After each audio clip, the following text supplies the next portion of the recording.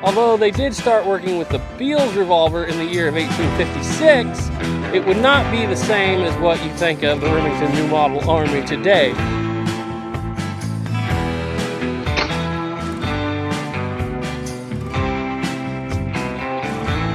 And if you're like me, you're into the history stuff, the books, like the guns are worth their weight in gold. Because a gun, it's fun to shoot, it's fun to point with, but without the story there, if you're a history person like I am, without the story, it really doesn't mean all that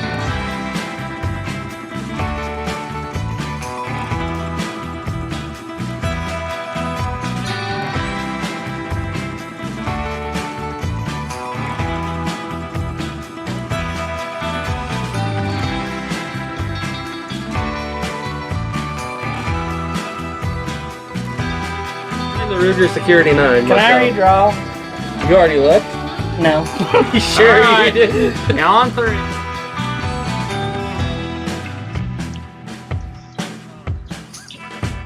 Another pro, at least a pro to me, is these guns are kind of a project. I like to look at them as I'm getting an advanced kit build in the mail whenever I get one. So it's a project that you can go down the road and you can either leave it as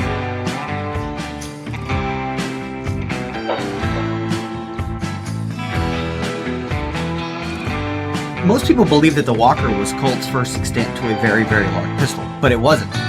This was. This is Colt's 1839 to patent firearms revolving carbine pistol. It is massive.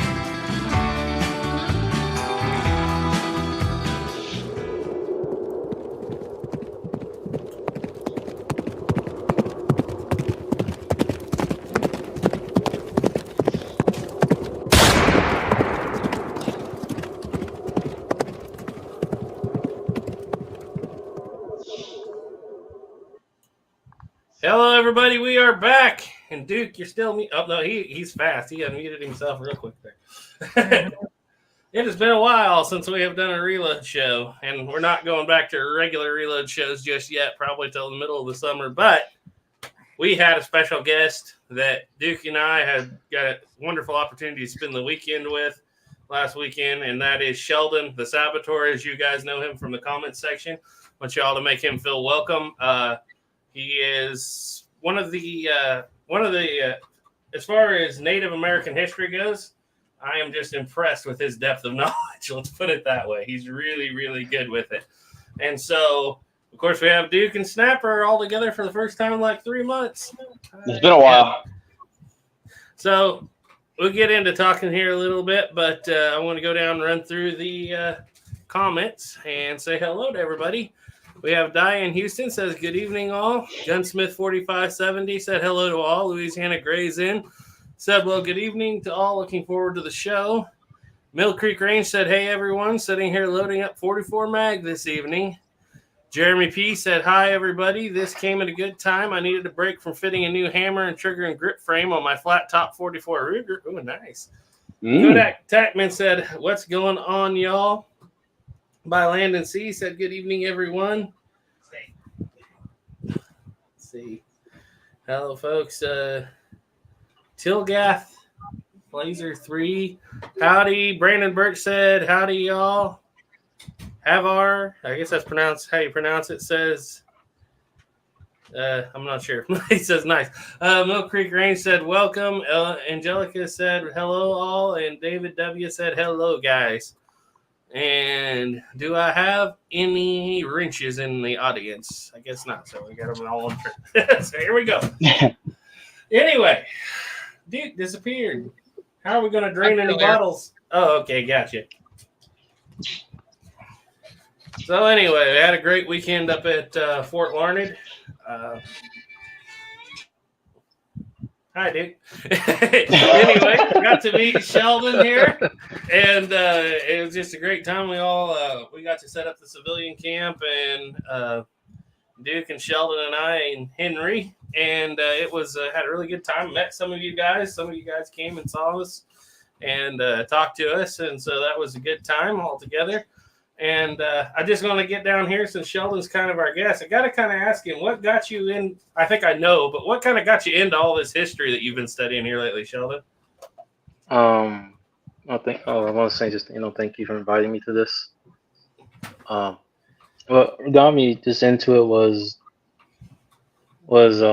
back when I was a teenager. I was just getting into more reading into accounts and getting into more of my tribal history.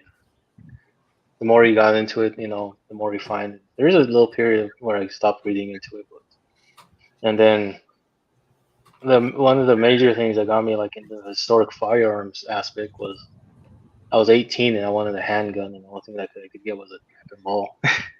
Yeah. Welcome to the United States. You can carry one if you're like overseas in the military, but you can't carry one here in the States. It's kind of sad. Yeah. So I was running around with the 51 Navy for a while. I started getting upgrading slowly, and just more wanted to see. I just found the history aspect more interesting the more I read into it. And the parallels, that you can even see nowadays, even if things are different. Oh, definitely. 100%. The more things change, the more they stay the same. Yeah. Well, you showed up to Fort Larned with an unbelievable weapon. And I wish I had a picture of that to show. I don't think I have it on this PC. But you got a picture of that, Duke, you can throw on there? Give me about 5 minutes. Okay, let's see if we can show this because you can tell us all about it. But while we're waiting on that snapper, a long time no see. I know. I've been wanting to be on the lives again for a long time. I've just been crazy busy. Yeah. Any new firearms or experiences or? No, I actually haven't really been able to play with the firearms too much lately. Only other thing was that flask. We all know where that's at now. Yeah. I was trying to get Sheldon to use it while we were up there, but he was already well done, and I was with the Spencer. But I did carry it in my bag the whole time I was there. Did you ever get it to open? Nope. And start to move? No. I never played with it too much just because I filled it full of like penetrating sprays and whatnot just to make it easier. But I never got to play with it too much. Well, it's still sitting over there. And if you guys in the chat don't know what we're talking about, it is a dram flask for a smooth bore or a rifle. Basically, it's like a flask, but it's like your powder horn, but it comes afterwards. It's not for pistols. It's got a huge measurement spout on it, and we found that was made by what company? The American, was it Flask and Cap Company? I think that's what it was from. I think you guys, I looked it up too. I found the information that was on it, and I want to say it was from like the 1850s. Yeah, it was from 1855, and it was original. And so he sent it down for me to reenact with, and I offered to buy it from him, and he just gave it to me. That was nice of him. Very nice. Well, so anyway, let's get over here and read a few more comments. We stopped David W. Louisiana Gray said, glad to see you, Snapper. Doug Duke said, good evening. Hope to see a video from Larned. I didn't take one because Park Service has changed their rules so much, we'd have to pay $125 to whip out a phone and take a video and put on here. And to be perfectly honest, I locked my phone. I'm half a mile away in the pickup for 3 days and never even thought about looking at it. That's a good idea. After working at Bent's for 8 seasons, Fort Laramie, or 7 seasons at Bent, 3 seasons at Fort Laramie, it's going through my pictures. I found 15 pictures in a 10-year period for doing reenactments.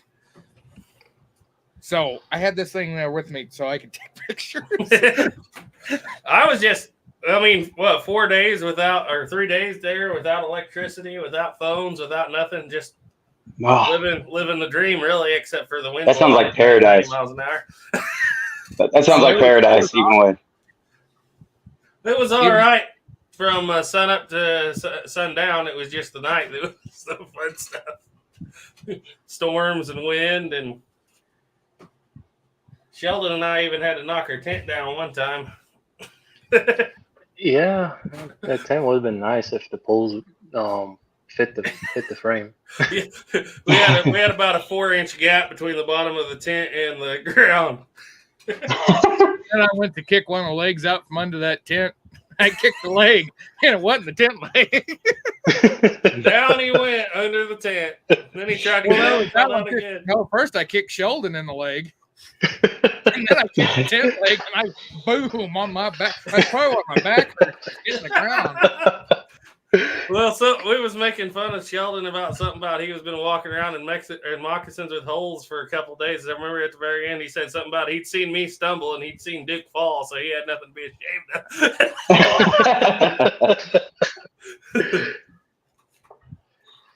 of. So explain this event a little more. What was it all about? What was the entire reenactment? Was it about one certain aspect, or was it about just the entire history of Fort Lauderdale? It was about Hancock's War, so it was set in May of 1867. It was set the time we were there of the year, but in 1867. Yeah. And so that made it really, which was fine. I mean, your clothes and everything, it's kind of fun because then you got to nail the clothing aspect and the firearms aspect down to a date. And Sheldon and I were talking about the 66 Winchester, how it was possible it could have been there, but it wouldn't have been normal. Didn't you have a date for the first sale of the 66s there, Sheldon? Yeah, off of Rare Winchester site, I don't know how if they ever update it, but their website said that the first known sales were of August of 67, and they were both carbines. So that would have been, and I looked up, they only made 700 of them in 67. So we were like, well, we can honestly say I think the 66s were kind of out for that reenactment. So, and we couldn't do civilians with trapdoors yet, really, unless it was a. So I went with the Spencer. Duke went with the Henry. Sheldon had a. Well, he had a Lehman rifle, but he had another weapon here. I hope Duke's ready to show us. I just got it uploaded. It's not the best picture, but you can kind of see it. I don't know if we can zoom in or not, but you want Go me ahead to and throw it up there when you're ready. There it is. Yeah.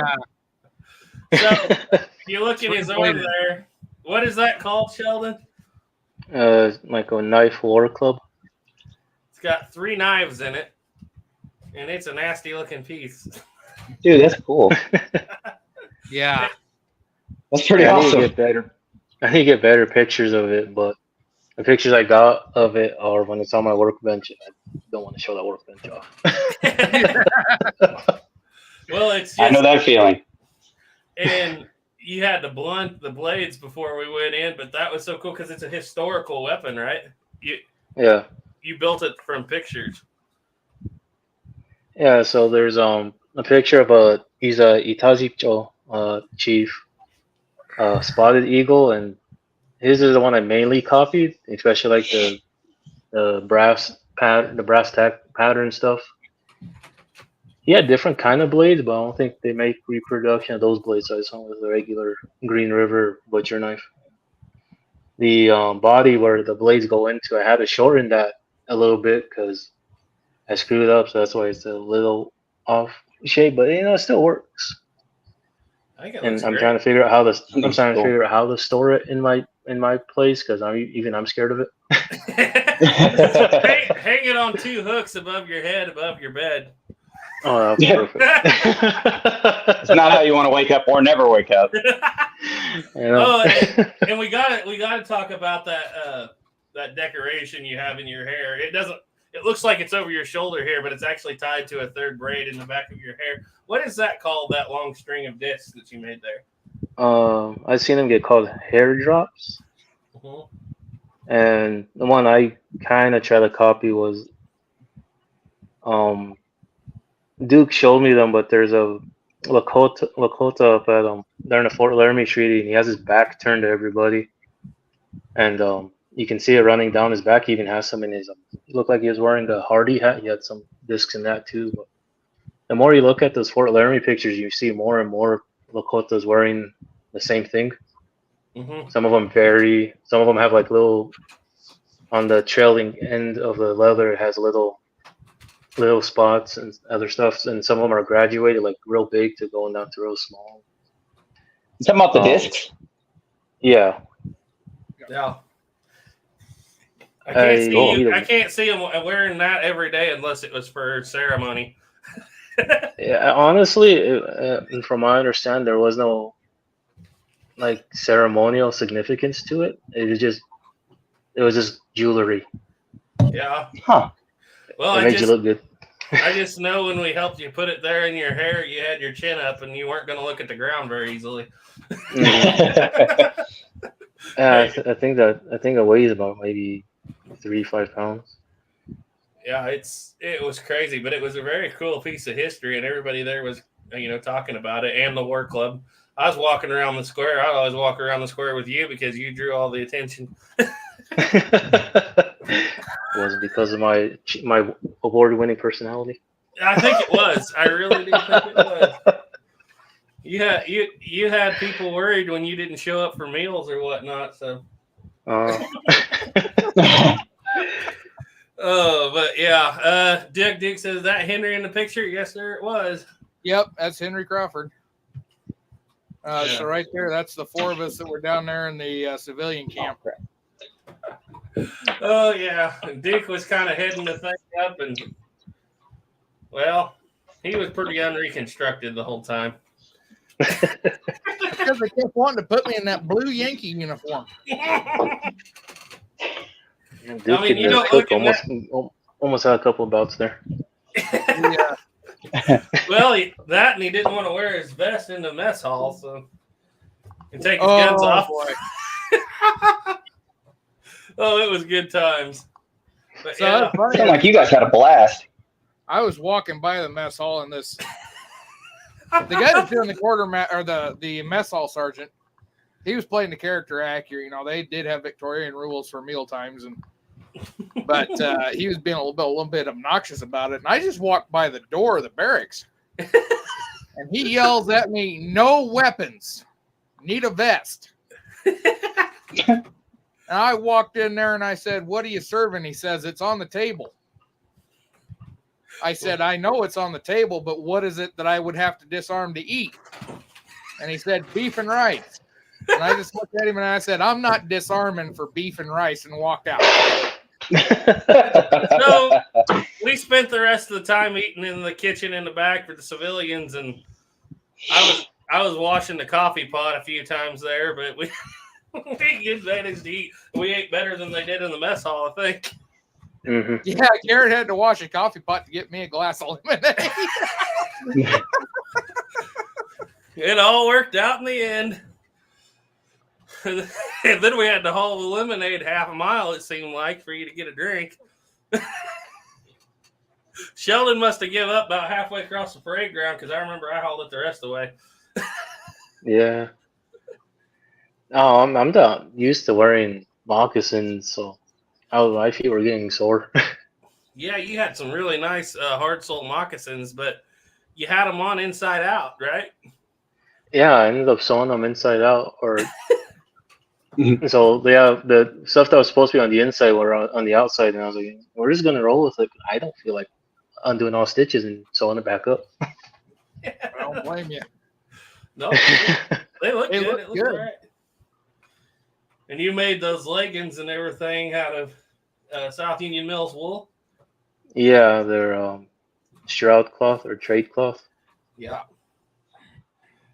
Yeah, so I know one of them, I think it was the one I was running on my right leg, I cut the wrong direction, so I was actually starting to panic because that little white edge you see, when I first cut it, it went around my ankle. And I was thinking about, like, no, that's not right. So I was sitting there trying to make sure there was enough fabric there to fix so it can wrap around my leg the correct way, and there was. So that was a crisis averted because that wool is not cheap. Yeah, would you say that run you about $300 to make that or something like that? Yeah, like each yard of fabric cost about $90 with $10 shipping. Wow. No, Mm-hmm. wool is not cheap. It's interesting, though, doing a specific date because I ordered some wool pants, but they didn't get in time. And so I had to wear my canvas pants. And the whole time I was like self-conscious because I was 2 years ahead of time before duck canvas would have been a thing. So I was a little self-conscious about that. But this is where I got to give Sheldon credit because, the stuff we're wearing, me, Garrett, Henry, we've either purchased or had somebody make it for us. Sheldon's had to make all of that stuff that he's got in that picture, except for the shirt, right? You bought the shirt. Yeah. Yeah, he had to make all of that by himself. It's funny, So there's that's awesome. there's no historic emporium for Lakota, is there? Not really. Yeah, I I just just thought of noticed, that. That's I'm That's I'm not crazy. wearing my Dentalium choker. Right. That thing would have been nice to have in the picture just because of the work that went into that too. Yeah. I There's didn't a see lot you of wear it hours all. into that. Did you ever wear it? Yeah, I wore it a few times. I must just The edges on the leather were kind of digging into my neck, so I took it off every now and then. Why don't you tell us that story about those shells that you told me when you were holding that up? That was an interesting story. If you could bring up a picture so some people could see what they are, because You I got think the majority. Let me see what I can find here. Dick's Okay. got the picture into things. He actually knows how to run this better than I do. I don't know if I've got a picture of you wearing it or not. Let me look, and then if I don't, I'll find a picture of it. Okay. Let me go through a few comments here.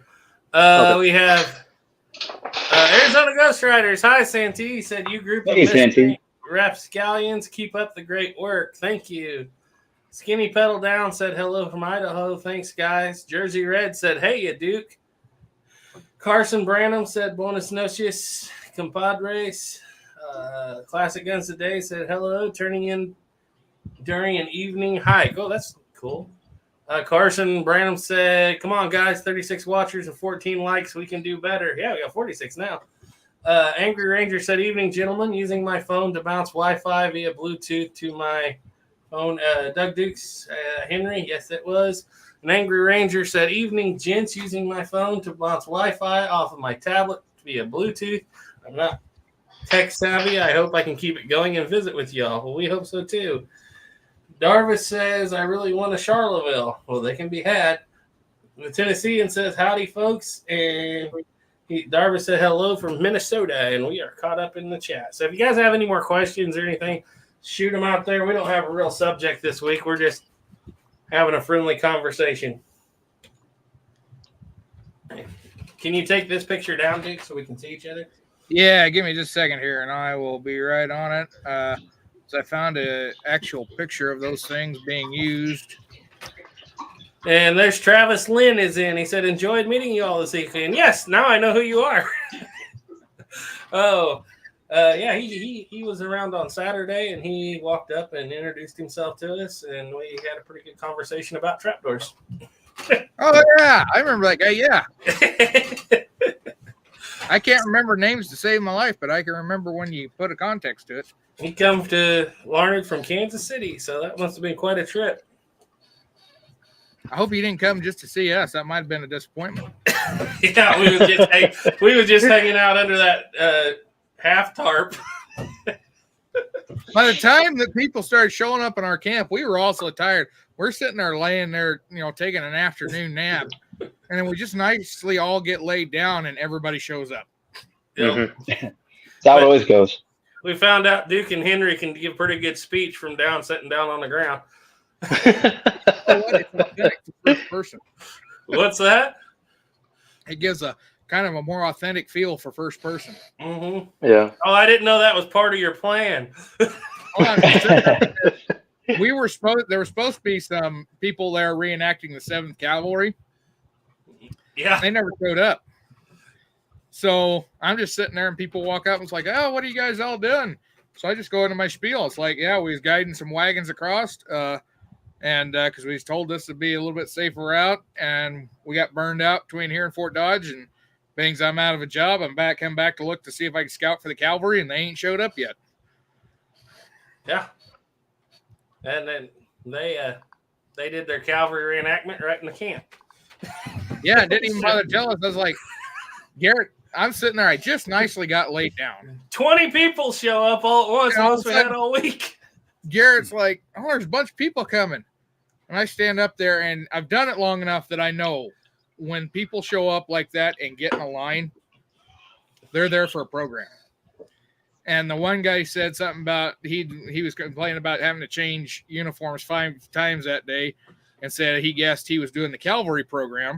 And And I was like, oh, okay, they're doing their program down here, didn't tell us. And then that's when I found out that the reason why there was an army wagon down there is for the cavalry.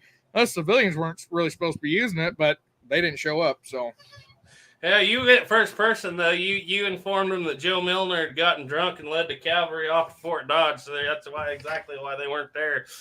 yeah, that was the thing I come up with is because California Joe Milner, he was a guide for the 7th Cavalry during Hancock's war and into the Washita campaign. And Custer, he was very good friends with Custer, and Custer made him chief of scouts. And he got drunk, and Custer took that title away from him and gave it to, if I remember right, I think he gave it to Charlie Reynolds. Yeah, So I know Charlie Reynolds became one of his favorite scouts too. But yeah, California Joe Milner, he was around at that time, and he's a guy that they wanted me to portray him up there at Fort Laramie, but the years that we did up there, he wasn't in that area. He was down there in Kansas. I'm jealous. That sounds like a lot of fun. Really? I've never ever done a reenactment. I've always wanted to. I was informed that it was not a reenactment; it was a historical interpretation. It's Either living way. history. There's a Either difference way. between reenactment and living history. Reenactment is you're doing a specific event or representing a specific person that existed. So like a battle, when you're doing Gettysburg, that's a Yeah. reenactment. You're reenacting what happened that day. What we're doing is we're portraying the general everyday life of somebody that would have been around at that time. So it's not really a reenactment per se, as it's a living history portrayal. I And if just you want do to it- dress up like I'm in the Old West, pretend I'm in the Old West, and wear all the clothes like I'm in the Old West, and hold my guns like I'm in the Old West, and forget that I'm living in the 2020s. That's all I want. That's all I'm asking for.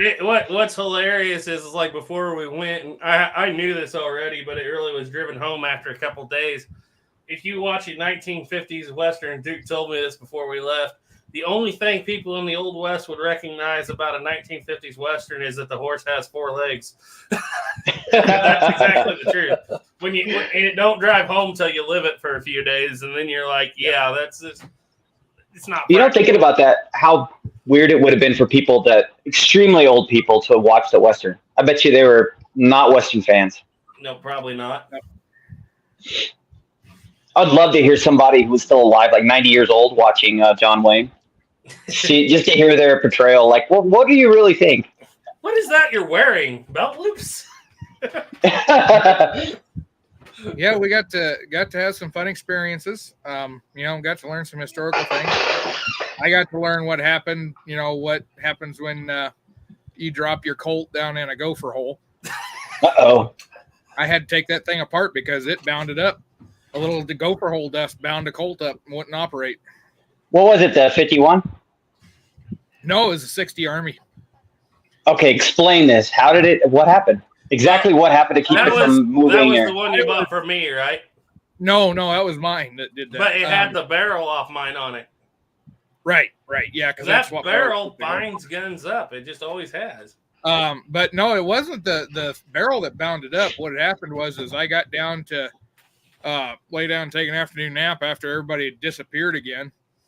And if you want to know the reason why I was taking afternoon naps is my allergies were killing me. So it's like I laid down and go to sleep at night and I'd sneeze my head off all night. So the afternoon when nobody's around, it's like I'm catching up on my sleep or I'm going to be a zombie by the time I go home. But anyway, yeah, I was laying down there and I took them off. And when I took it off, I went to go around behind me and pull out and I dropped the belt, everything down in it wasn't a gopher hole, but it's where he piled his dust up. And that's the holster that fell in there. And when I picked it up, it's covered in dust. I figured it was bind up, but yeah, it bounded up. I pulled it out of there and Wow. It wouldn't turn at all. The thing that saved me is that the chief ranger there, when he was inspecting my guns, got after me about carrying it on half cock. And I'm like, yeah, for historical accuracy, I should have it on half cock.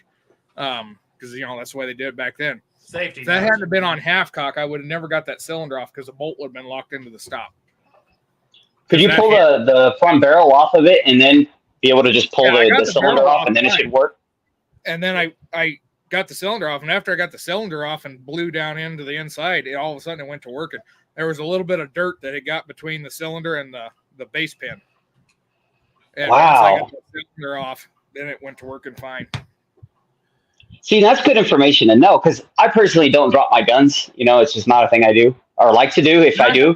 But it's good to know those things because Yeah. Well, a lot of the stuff is just us shooting. Hey, we're getting fouling, right? But I don't know what it's like to, I don't know, stick it in a golfer hole. So I don't know if that's what kind of dirt's really going to bound it up. How hard is it to unbound the gun? That's still one of my favorite things was that fouling video I did with how it fouled up and how easy it was to unfoul the gun with just a little bit of spit. But stuff like that I find that interesting.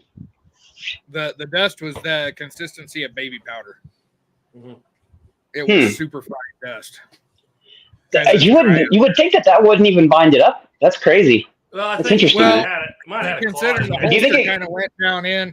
The holster acted like a scoop, and when I picked it back up and the gun tipped back up, it was like just taking a handful of dirt and just drinking all over it. Did you So, have a lot of lube on the gun? What's that? Did you have a lot of lube on the gun? No, it was dry. Oh, well, that's even crazier because I would figure that the lube would cause it to, then turn into a paste and cause it to get Well, stuck. He also didn't take it out and try it right away. It wasn't until he was No, a little I was later, a couple hours halfway. later. Yeah, so Ah, it really had a chance to bind up. That's One crazy. thing about an event like that, you'll figure out your gear, whether it's going to work for you or not. I had a knife sheath on that I had tucked inside the belt, and then I had a lace tying it on. And every time the way it was rigged on there, every time I took the belt off, it dropped my knife out of my sheath on the ground, like every single time. So I'm going to have to do something different for the next go round. Sheldon, did you learn anything about your gear while you were out there that you do different? I would say the a little like shoulder holster I had. I would definitely use like a thicker piece of like buckskin for a strap. Yep. I wish I had a picture of that too. You made a very cool holster that can go over your shoulder or hang over your neck. It's just kind of a bag holster.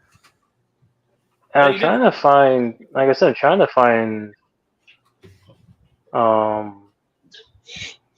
trying to find like at least an original ledger drawing of someone using them because I seen one that said Cheyenne. I seen one that said it's like, but I don't really actually know where to look for ledger drawings half the time. So we usually find ledger drawings when we find them. Well, that was something I learned while I was there because, of course, I was hitting all the old timers up there about the trapdoors because that's kind of one of the reasons I was there. I had an opportunity to just talk to so many people about trapdoors and the guys and as I was talking to the what do you call him? He's in charge of what's his position there, Duke? George? I don't know what his is. I know he's chief ranger, but I don't know if he's. But yeah, he's pretty high up there. And he's been doing it for almost 50 years, and he's been there at the fort for like that long. And so I had the opportunity to just really bend his ear and get some information. And something that just blew me away was he said we had 1865 58 rimfire rifles issued to Fort Larned. And I said, really? Because the only records I have of them are going to Casper, Wyoming. A couple went to Virginia, and the rest of them supposedly stayed in Washington, D.C. I said, where's that in the record? And he said something just blew me away. He said it's in the archaeological record, and that's the only record that matters. I said, Good well, point. that blew me away. I was like, well, I need to change that video. And then Sheldon, he's like, oh, yeah, I've got all these references to 1865s being out west. And I was like, oh, thanks. Yeah, because after the Cheyenne, Don't you love that? They recovered one of those. Yeah. Up there. But they're not, according to the Army, they never left Washington, D.C. But like Duke said, a lot of records have disappeared. So, Yeah, there was in the 1950s, there was a great purge. And unfortunately, that's where a lot of the records for Fort Laramie wound up at, was in that great purge. Yeah, just because there's no record of it doesn't mean that record didn't exist at one point in time. There's a lot of things that can go wrong between here and there. yeah. It's like at Bent's Fort, that place operated for 16 years. We've only got one paper record that come out of that fort for sure. 100% was signed right there on the trade counter. And that's the transaction with old Bill Williams, 1843. Yep. See, that would be my luck. If I borrowed something or had to do something, my paperwork, my receipt where I had to return something or pay something back would be the only thing that exists a couple hundred years later. Right. Everybody else's would go missing, though. I was just impressed that he told me that Fort Larned had been issued every single conversion. So that means even the 1870 was there. And he said it was just one of the first places after they would get them from Leavenworth. And being where it was on the Santa Fe Trail, they got the first conversions most of the time. And I was just, Dick knows when the trapdoor demonstrations were going on, I tended to disappear. So It's like I've been to so many of those. It's like, oh, they're firing a cannon. I'm just going to watch them over here at my vantage point, laying down. But anyway, let's get back over here to some questions here. We had Tennessean said, is that an original Spencer you had, Gary? Yeah, I took an original Spencer. Like I said, I was limited on what I could take and feel right about because I wanted to take a double barrel percussion shotgun, but I didn't really have one. I got one coming now, but didn't have one in time. And so of all the guns I have, when you narrow it down to early 1867, you get really limited, you know, if you're going to be accurate. And so I was going to take either that or we're going to take the Ethan's Lehman rifle. But the character I was portraying, the Lehman rifle didn't really fit him because he was more well-to-do. So I took the Spencer and I took the original 1860 Army. And that was a good time. I enjoyed it. That must have been fun carrying those around. Mm-hmm. Got some attention. Yeah. Let's see. Travis Lynn said it's about a 4-hour drive. Yeah, from Kansas City. Well, I hope it was worth it.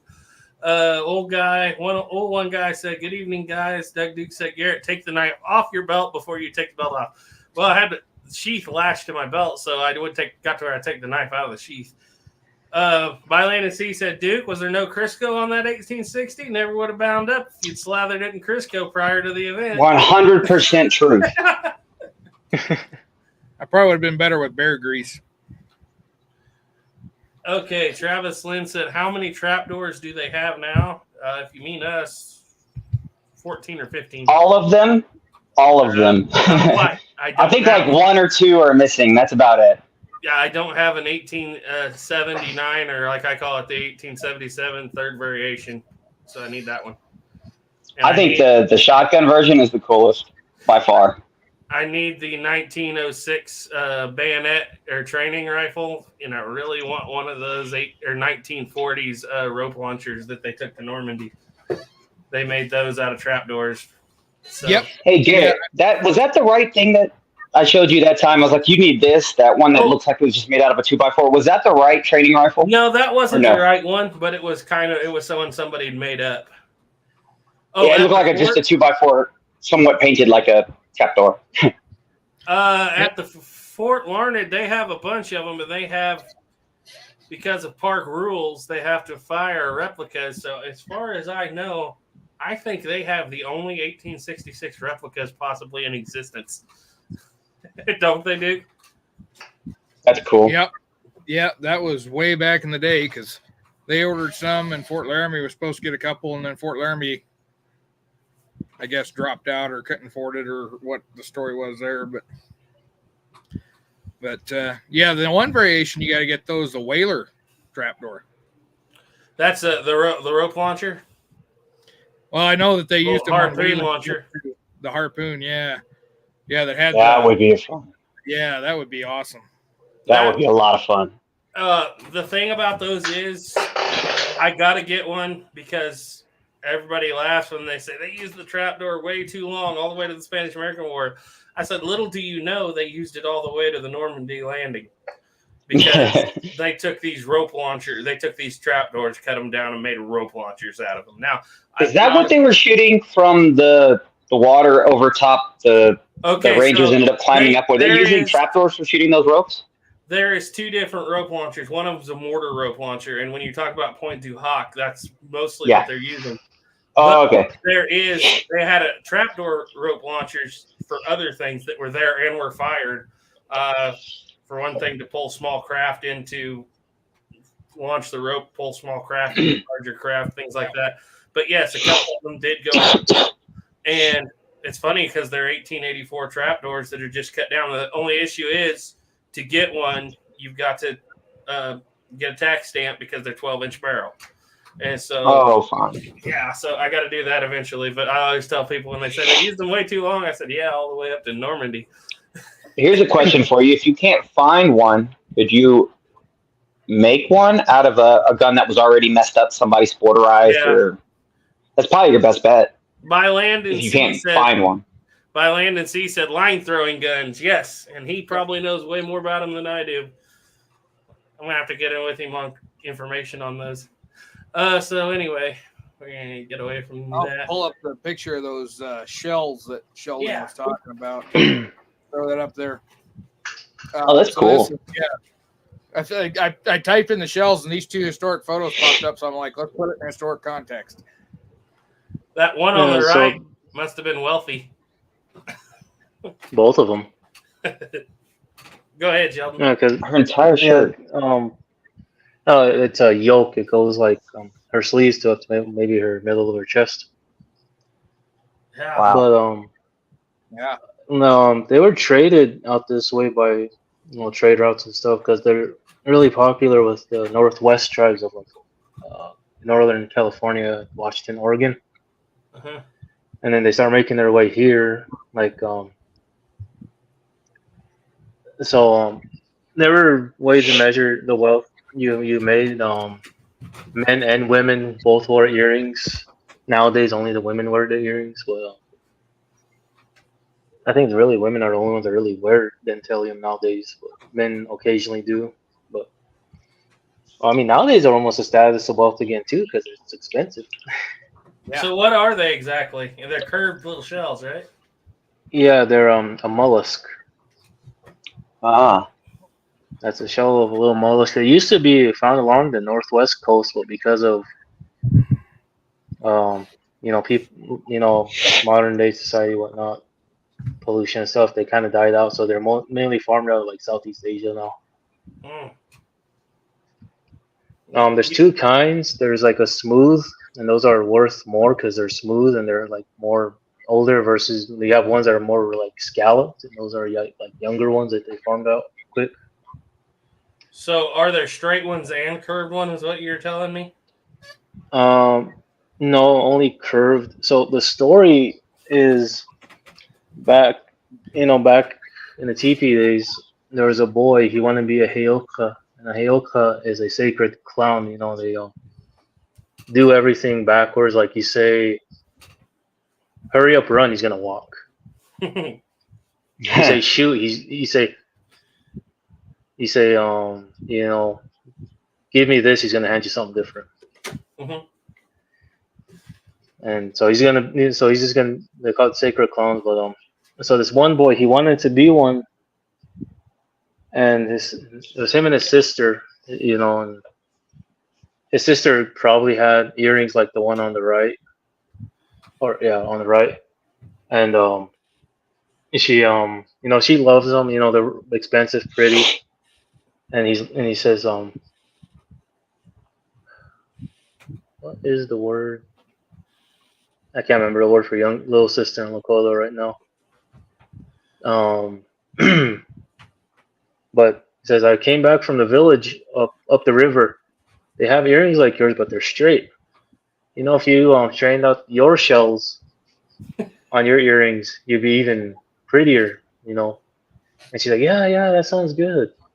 So they get in their heads that they can straighten out their shells because the earrings he was talking about are those bone pipe shells that are easy to get, but they were brand new and he never seen them. She never seen them. So he gets the idea that they're gonna get her earrings and place them between two rocks and like push them, like, smash them to the straight. And those shells are fragile, so they get the idea, they're ready, and he like pushes down. He's trying to get them straight out, and you hear crunching, and he takes off the rock. All those shells are broken, and she gets mad. She gets mad that why did I listen to you, and look what you did to my earrings. And he kind of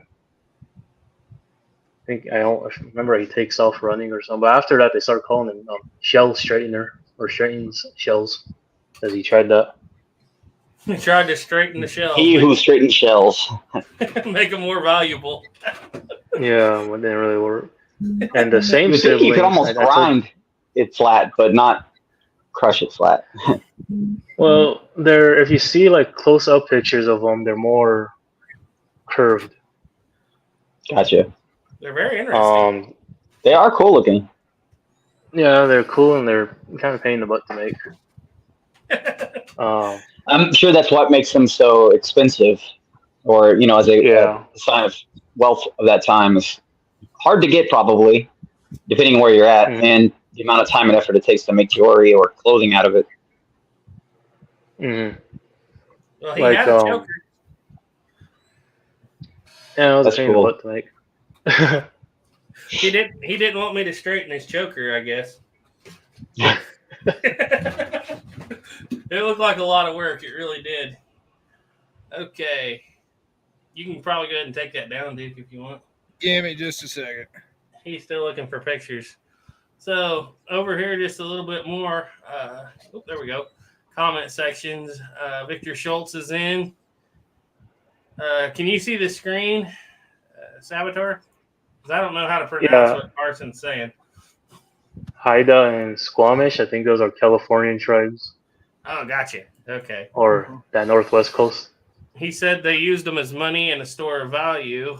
And yeah, they're valuable that's cool. even nowadays. It's kind of like what wampum was over on the East Coast. Yeah. So it's basically they're making jewelry out of money in a way. That's cool. Yeah. It's kind of like making jewelry out of gold. Yeah. I gotcha. So do they have to go out in the ocean for them? Yeah. That's probably why they're expensive. I don't know much about the California tribes, but yeah, that's what they most likely did, was have nets and stuff and got them, or baskets. Man, interesting. Great Pilgrims. Because you can. Go ahead. Sorry. Oh, sorry. I was saying, we you can interrupt find each other them all up the to time. 2.5. You can find them up to like 2.5 inches and shorter. I think 2.5 is the longest I've seen. Hey, make a breastplate. You probably wouldn't be. I want to. I want to. I have a bunch, and you see some warriors back in the day wear them too. But I think some Crow women are wearing them too, and it wasn't uncommon back then for like the women to wear some of their husband's stuff. Yeah. Not everything, but I've learned a lot about native stuff ever since I met Sheldon. This stuff I had no clue of. He's a wealth of knowledge. So Sheldon, when you just to get into this group a little bit here, did you just hear that Duke worked up at Fort Larned or Laramie, so you just went up and met him, or did you already go there pretty consistently? Well, I was watching your guys' channels and enjoyed everything. Yeah. And I was reading. The heck was I reading? I don't remember. It might have been Black Elk Speaks or something. And then, getting the history things, I always keep talking about Fort Laramie. Must be far. I look it up, it's like 4 hours away. I'm like, not that far. It's far, but not that far. And then I was like, one of these days I'll go there, and then just never did. And then you started seeing your guys' videos about it. I was like, maybe I should, Mm-hmm. I go down there, look around, and when I went there with my friend, and we get there, we have to use the restroom, so we're hightailing. We don't know where nothing is, so we didn't know there was a bathroom by the cavalry barracks. So we run into the visitor center, ask where it is, and they say, "Oh, it's around back." So we rush out of there, go around, whatever. Then we start looking around, going to each building real slow. Then we finally get to the little 1866? 1876. Jailhouse. 1876 jailhouse. And the door is closed, and we're sitting there. We're sitting there looking. I'm like, the door is closed. I don't think we can go in there. No, just check the door, see if it's unlocked. My friend was saying, check the door, see if it's unlocked. I was like, I don't know, it's locked, it's closed. They probably don't want us in there. I look in the window, I could see the cannons and stuff. Like, hey, maybe we can. So I grabbed the doorknob and as soon as I opened it, like enough to like peek my head through, Duke's over a loudspeaker. Hey, welcome to Fort Laramie, folks. We got this because he said it real loud. I jerked out that door and slammed that door. Oh, that's a good story. And Duke had no idea who you were. He must have just been messing with you. No, we didn't really. I didn't meet him just yet, and it was just like timing. It was like the timing was all there. So we went looking around. We went looking around some more, and we finally go in the VC center or visitor center, and looking up books. And Duke's behind counter with I don't know who that was anymore. I was reading some book. But I bought a book. I still haven't read it. Well, introduce myself to Duke and take off, and this is where Duke can pick up the story. Yeah, I'm sitting there reading a book, and there's this Sheldon and his friends walking around there. And I kind of look up and look around, see what's going on. He looks over and he says, "I watch your YouTube channel."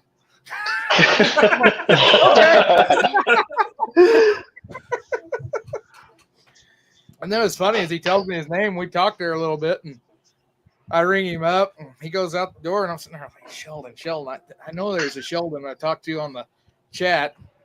And I was sitting there, and all of a sudden his last name pops into my head, and I was like, can't be. So I go running out there to find him, and they're driving away, and I'm like, oh well, he'll pop up in the chat one of these days. And then he pops up under a different name on the chat, and I was like, oh, maybe it wasn't who I thought it was. And then discovered each other on Facebook, and I was like, nope, yep, that was the right name. Yeah, it's kind of weird to not have a saboteur in the chat helping us out. Yeah. But here he's helping us out on the show. Oh, and that's a good story. And then next thing you know, you were not reenacting. You were living history. Yeah, what set that off was ask Duke if he wanted to trade rifles. Mm-hmm. We're sitting talking outside of Walmart. Like, oh, we'd love to have you down at the fort, and then that set that off. Yeah. First, I was like, yeah, he knows his stuff. We need to have him. And what did he do? Showed up with a pair of moccasins, and he took your clothes for the first round. And how did that go? He showed up and forgot his moccasins at home. Oh yeah, okay. But yeah, no, we did that fur trade event last. It was last June. Was it June or May? One or two. Yeah, it was right at the end. Well, it was right after Memorial Day, so it's probably about the 1st of June. Okay.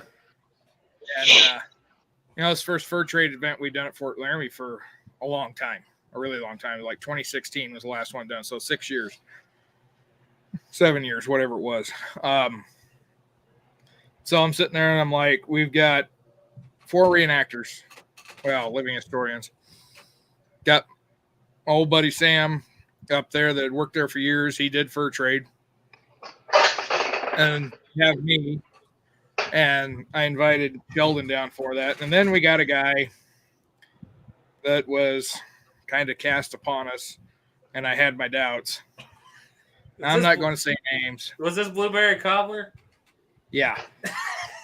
I'm not going to say names. This guy never done fur trade before. Steps out of his tent with a 10-gallon white Stetson with plastic beads all the way around. Wants to wear big plastic beaded necklaces. Said he had a Red River cart. He shows up with a chuck wagon pup with a welded galvanized steel stand for the tongue. And then he's got all of his plastic gearboxes, all of his cot and everything, his big cooler with his pickles and stuff. And I'm sitting there, I'm like, this guy ain't doing fur trade, and he's got more here in his camp than what we have in all of our camps combined together. Nice. And I was thinking, it's like, oh boy, here we go. We put him on one side of the camp. That was Farb City. And then we had the history camp on the other side. and Sam, my buddy Sam had his wedge tent. We was going to throw up another tent for a trader, but I thought, one trader with a bunch of Farby gear is more than enough, so we'll just stick with the teepee. And we had Sheldon there, and so I got Sheldon some clothes. He borrowed a pair of my pants that I made for my first fur trade thing, my own personal pants, and I'm sitting there, and we get up the next morning, and Farb City's got a jar of pickles out on the table, a bunch of other Farby stuff, and it's like, all right, we need to get this stuff put away and get going. And I turn around and look over here, and here's Sheldon. And we'd given him a bunch of the gear to use that we had there at the fort. So we had a shield that was made by a guy out of the Black Hills, a bow with a scabbard, arrows. We got him up as best we could. Here he is over there. He's got everything set out in front of his teeth, and he's sitting there sewing moccasins. And I'm sitting there thinking, the new guy, his first reenactment, he looked off, and the Farb City guy over here has been doing it for 40 years. And I'm kind of here in the middle, like, well, yeah, my gear ain't the best, but yeah. And then, I sit there and watch it. It's like, yeah, there's definitely a knack for people that can do this kind of thing. And yeah, Sheldon, you pulled it off perfect. Thank you. So you got to stay never ever. Yeah, never ever. You need to just go burn those pants, Duke. I take it this was your buckskins. Yeah, there's a pair, and they're chrome tan. They're smoke colored chrome tan. But a buddy of mine told me, he says, put a little neat's foot oil on them that makes them look more authentic. Well, he didn't say how much neat's foot to put on these things. And so I had them out on the clothesline for a week, and they were still dripping. They gained 10 pounds in weight just in neat's foot oil. And the thing of it is, I made those in 2015. And to this day, I can pick them up and wring them and still get oil out of them. And you made sure for a whole weekend? And I put poor Sheldon in these pants. That's why next, when they had what was that, Civil War Yeah. event, they weren't the best, but I got a blanket off of Crazy Crow and turned those into leggings, and they were much better. Hey, the breeze was nice. Well, you didn't mind being a little drafty then, huh? Oh, I just can't believe you got to stay in a teepee. I know that teepee had the same issue as that wedge tent. As our tent. Well, a teepee didn't have a door. It didn't have a door, but there were still little arches. Yeah, and it didn't have a liner either, because the way I was taught to put them up is you put them up a little bit off the ground on that outside ring, and then you put the liner in there, and that's what creates your draft to lift your smoke up, which would have worked perfect if I'd had put the liner in it. Yeah. And then Duke chickened out, and he went to sleep in the office. Oh. Well, that was one of those things.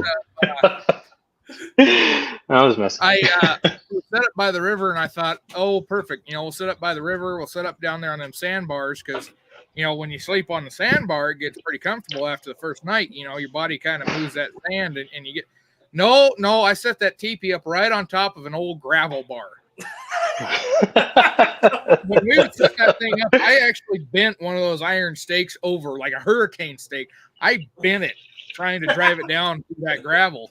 And I'm thinking, Lord Almighty, this is not going to be a comfortable sleep. It was. I woke up middle of the night, and my knee said, no more of this. Go find somewhere else to sleep. Was that when you slept under the pool table? No, that was at Bent's Fort, and that was because that was cold that one December. But no, I went up to the visitor center, and I put a bunch of the benches together, and I slept on them. And because we've done that before, it's not the most comfortable sleep, but boy, it was better than sleeping on that ground. That ground was hard. Mm-hmm. I learned my lesson when we went to Fort Larned. I had 3 blankets folded up underneath me to make a little cushion. Well, if you guys out there in the chat wanted to see, if any of you out there wants to super chat Sheldon $1,500 in a trailer, he'll bring a teepee to the next reenactment. I gotta say, Sheldon, your equipment on this event Oh, it was Oh, it's good. spectacular. It was great. It was absolutely great. I can become a real stickler on things to the point where if it doesn't almost look exactly like the picture, I actually get disheartened. Yeah. I can understand that. So, Well, I don't know many people who would take a 5-pound weight and tie it into a braid on the back of their head and walk around with it. So that's pretty dedicated right there. Well, I thought that I when you wanna sent make- me the pictures, I thought, man, that thing's going to be beautiful. And then when I seen it in real life, I thought, man alive, he's going to need somebody to walk behind him and carry it. I'm not joking. Even wearing it around, I think during that picture for a little bit after I took it out, I felt like the slightest like headache starting. I was like, we're not gonna wear this much. Yeah. Then he had a I want to bandolier. make a smaller one out of brass, and have those kind of like graduate down. Yeah. Would it still reach the ground? No, probably just like maybe waist. Yeah, it seems like it would be difficult to get around with that thing on, but I mean that's kind of not the point. I mean, they're mainly for jewelry. I think Alfred Miller, he has this picture of Fort Laramie back when it was Fort John or something, and it shows two Lakota like in that river, and he doesn't really paint them real good, but you can see little brass in their hair, and then there's the painting of the interior of Fort Laramie or whatever it was called when that painting was done. You see a lot of people wearing those too, but those ones are like that German silver. So, having been there watching you struggle a little bit with that thing, what was harder, wearing it or braiding a third braid in the back of your head without being able to see what you're doing? I would say the third braid. That's what he was like. I want to wear it, but he's like, I don't know if I can get this third braid in here. And I just told him there'll be a bunch of white girls running around here in the next few days, probably be more than happy to help you braid a third braid in the back of your hair. And he lied. I did There was lie. none. I did lie. Well, there was one later on, but he knows what I'm talking about. Oh, that was fun. But anyway. Yeah. Here's that Alfred Jacob Miller picture. Oh, yeah, those are smaller. Yeah. And they only go down almost looks like they just go the length of the braid. Mm-hmm. Can you bring up that one, the picture of the one from the 68 treaty? Yeah. Let me see if I can find that. Because that's more like what he had on. I think there's a group I got- picture where they're all sitting down and you see an older man wearing one and his wraps around him. Let me see if I can find those pictures. Let me run through a few comments while you're doing that. Gray Pilgrim said, hey, Garrett, regards your short rifle. I have an R35 that has a cone muzzle brake attached to it to get it long enough. R35 is a 1935 carbine made from 1886 LaBelle rifle. Yeah, I might be able to do that, but I don't know how authentic it would be for a line thrower. It might be all right. William Schlosser said, hi, everyone. Wayne Culbertson said, about forgot about you. Got in from church. Good to watch you all. Oh, well, it's good for you to be here. Alpine Gulch said, come to Pine Bluffs. Got plenty of room. Huge basement, too. Well, thank you for the invitation. Gina Wood said, good evening to our guys. Love you all. Squibload said, evening, guys. Wayne Culbertson said, I remember when in the early days of reenacting, everyone's sitting around with polyester shirts. He said, a scout made his breechcloth out of burlap. He asked me if everyone had problems with their breechcloth. That doesn't sound too comfortable. No. Oh. So anyway, that catches us up. We've been running between 55 and 60 most of the night. We're doing pretty good. I don't know, dude. Hearing you talk about the Ford City, I'm surprised you didn't hear a Honda startup, like a little Honda generator startup in the middle of the night. If that would have happened, that guy would have been told to pack up and never come back. If I would have known that I could have told him to leave, I would have. Yeah, Dick did pretty good sleeping in that pyramid tent though this time around. On the second morning, I didn't know if he was even going to wake up. Well, me and another person there, we were slept in that second day. Apparently, that one picture that's got a really good one is not a compatible file, but I'll open this one. I think we can see them in there. Oh yeah, Yeah, yeah, there you go. yeah. Oh yeah. I wanted to borrow Garrett's great coat to try to simulate that, but I forgot to ask. Oh yeah, you could have. That would have been great. That would have been really cool. And he's got a Right. half stock Hawk, or not a Hawking. It's got a backlock Lehman. It looks like Yeah, it's back action. Yeah. cool. That is so cool. Yeah. So is that saddle you were telling me about, Sheldon? Yeah. So like I said, the men and women have different styles, and every one time I see one that looks like that, it's always attributed to a woman. Yeah. But There is a I think that Oh, go ahead. I think at some point they didn't really bother. They didn't care. Yeah, there's a saddle tree company that they have it, and I won't repeat the name they got on there because it's kind of a no these days. But the one they've got, it has that horn on the front and the back. Yeah. I think when they have the horn on the back, that's more of the woman thing because when you type them up, you see them like that. Like the men's were more subtle. Yeah. Like, I don't know if I've got the other picture here available. But there's another picture where you can see a saddle like that too. I think I've had that on the chat once before. I have a picture I could send to Duke, but There's one. I think the Reshaws or one of those guys have one at the 68 treaty. Yeah, there's one that's got a picture that the Reshaws are in it. I don't know if it's the actual Reshaw. Let me see if I can find that right quick. Give me a minute. We was at the reenactment, and the sheriff there, he had this little bitty single shot 20 gauge muzzle. I mean, just a baby little 20 gauge muzzle loader he built. It was the cutest little thing. And then he pulls out a warrant that says he's going after the Bent brothers. And I looked at him and I looked at that shotgun and I said, "You're going to need a bigger boat." Yeah, he had a warrant for George Bent because George Bent actually had served in the Confederate Army, and he was paroled out to his brother Robert just before Sand Creek, a month or two before Sand Creek. He had a double barrel shotgun for that job too, I guess. He was I going to sent need it. Duke 2 of the pictures I have. Okay, let me see here. Might take a minute to. 50 Tennessee CSA said, "I guess being plains guys, it's pretty easy, but us long hunters, well, LOL. I don't know how easy it is necessarily. Especially if you're going to be like Duke and Henry and be like extreme on the extreme end of reenacting. I tell you what, when Duke turns on the reenacting, it's you flip a switch, don't you? Yep. He does. He goes from Duke Frazier to the most unreconstructed rebel scout you ever seen in your life. He don't care if they ask him to hang that flag in a Yankee Blue uniform. Yeah, Sitting on the porch singing Dixie.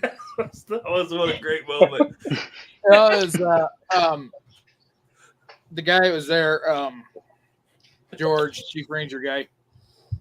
He asked me if I wanted to do it, and it was just a little inkling that I wanted to do it because I'd done it at Fort Laramie, and I just wanted to harken back to the days. And then all of a sudden, it's like, no, I'm tired of wearing that stinking blue uniform, sweating it up, and smelling like a wet dog. And so, yeah, no, I just like, nope. Well, I can do it. honestly, at that very moment, your first person acting kicked in too. I could tell it was, really kicked in. and he gets pretty serious. I was pretty impressed when you throw in that first person. I've always heard how difficult it is, but all you wanted to do at that point was get your wagon so you could get some corn from Denver City to Fort Laramie. That's all you wanted to do. And I failed him, so.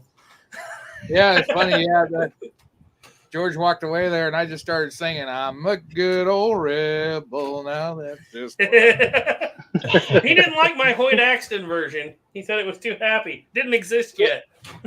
And the thing is, the Hoyt Axton one, it is a little bit different. take on the tune, but the one that was in that movie, The Long Riders, Yeah. I cannot think of the guy who sings it. But that one is probably that one's more in Randy- tune with the actual one. Randy Quaid tells him to play it. Yeah, I remember that much. Oh man, why can I not think of his name? He has albums out of it too. He's a real good. yeah, I've got it on my I phone. want to say Tim Murphy, but I don't know if that's his name. I can find out right quick. Let's see here. I think it's Murphy something or other. Whoops, go in my library. Talking about the Ford guy? Is it Ford? No, not Tennessee Ernie Ford, if that's who you're thinking of. No, it's he's later than that. This is Tim. I think his name's Tim Murphy. Just look up Long Rider soundtrack and it'll tell you. Yeah, I've got it on my phone. I just can't. I can tell you. Ry Cooder. Ry Copyright. Cooder singing. Yeah, I hit the play button. Yeah, I guess right. So I'll be right back. Snapper. So is when do you looking- guys have another? So when do you guys have another living history event? Well, I'm not sure. they were begging Duke to come back on Labor Day, but I think it all hinges on whether or not Duke's bargaining chip comes back on Labor Day. Honestly, Well, if, I just besides standing there and looking pretty, I don't know. I felt like I had to explain, like me being down there because when you think Kansas, you don't think Lakota all the time. So, Yeah. yeah, but you we can had always to make dig a into the version. history. No, Yeah, there was a sub band that was down there, and there was a couple. I think on like two Lakota teepees were found at the Washita. Yeah. That Hancock, when he was doing inventory, it was a combined Lakota and Cheyenne camp. So Well, you were saying that Kidder had a Lakota Scout, so I can never think of his yeah, name. Red yeah, something. and Red Bead. Red Bead, yeah. So Yeah, I really want to He try was that there. one. It would just look like fun. Looks like so much fun. I think if I It's schedule one fun. out, actually put one on a schedule, I'll be able to do it. Yeah, I don't know. honestly, Duke is kind of the schedule man because I don't actually know how to look around for these things. Well, I just And- happened to hear about it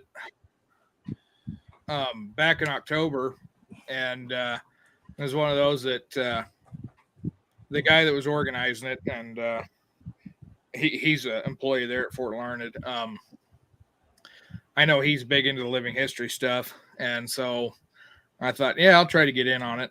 And yeah, I did use Sheldon as a bargaining chip. Yeah. I don't think I don't know if that actually was why I got okayed to come, but I think they would have had you anyway.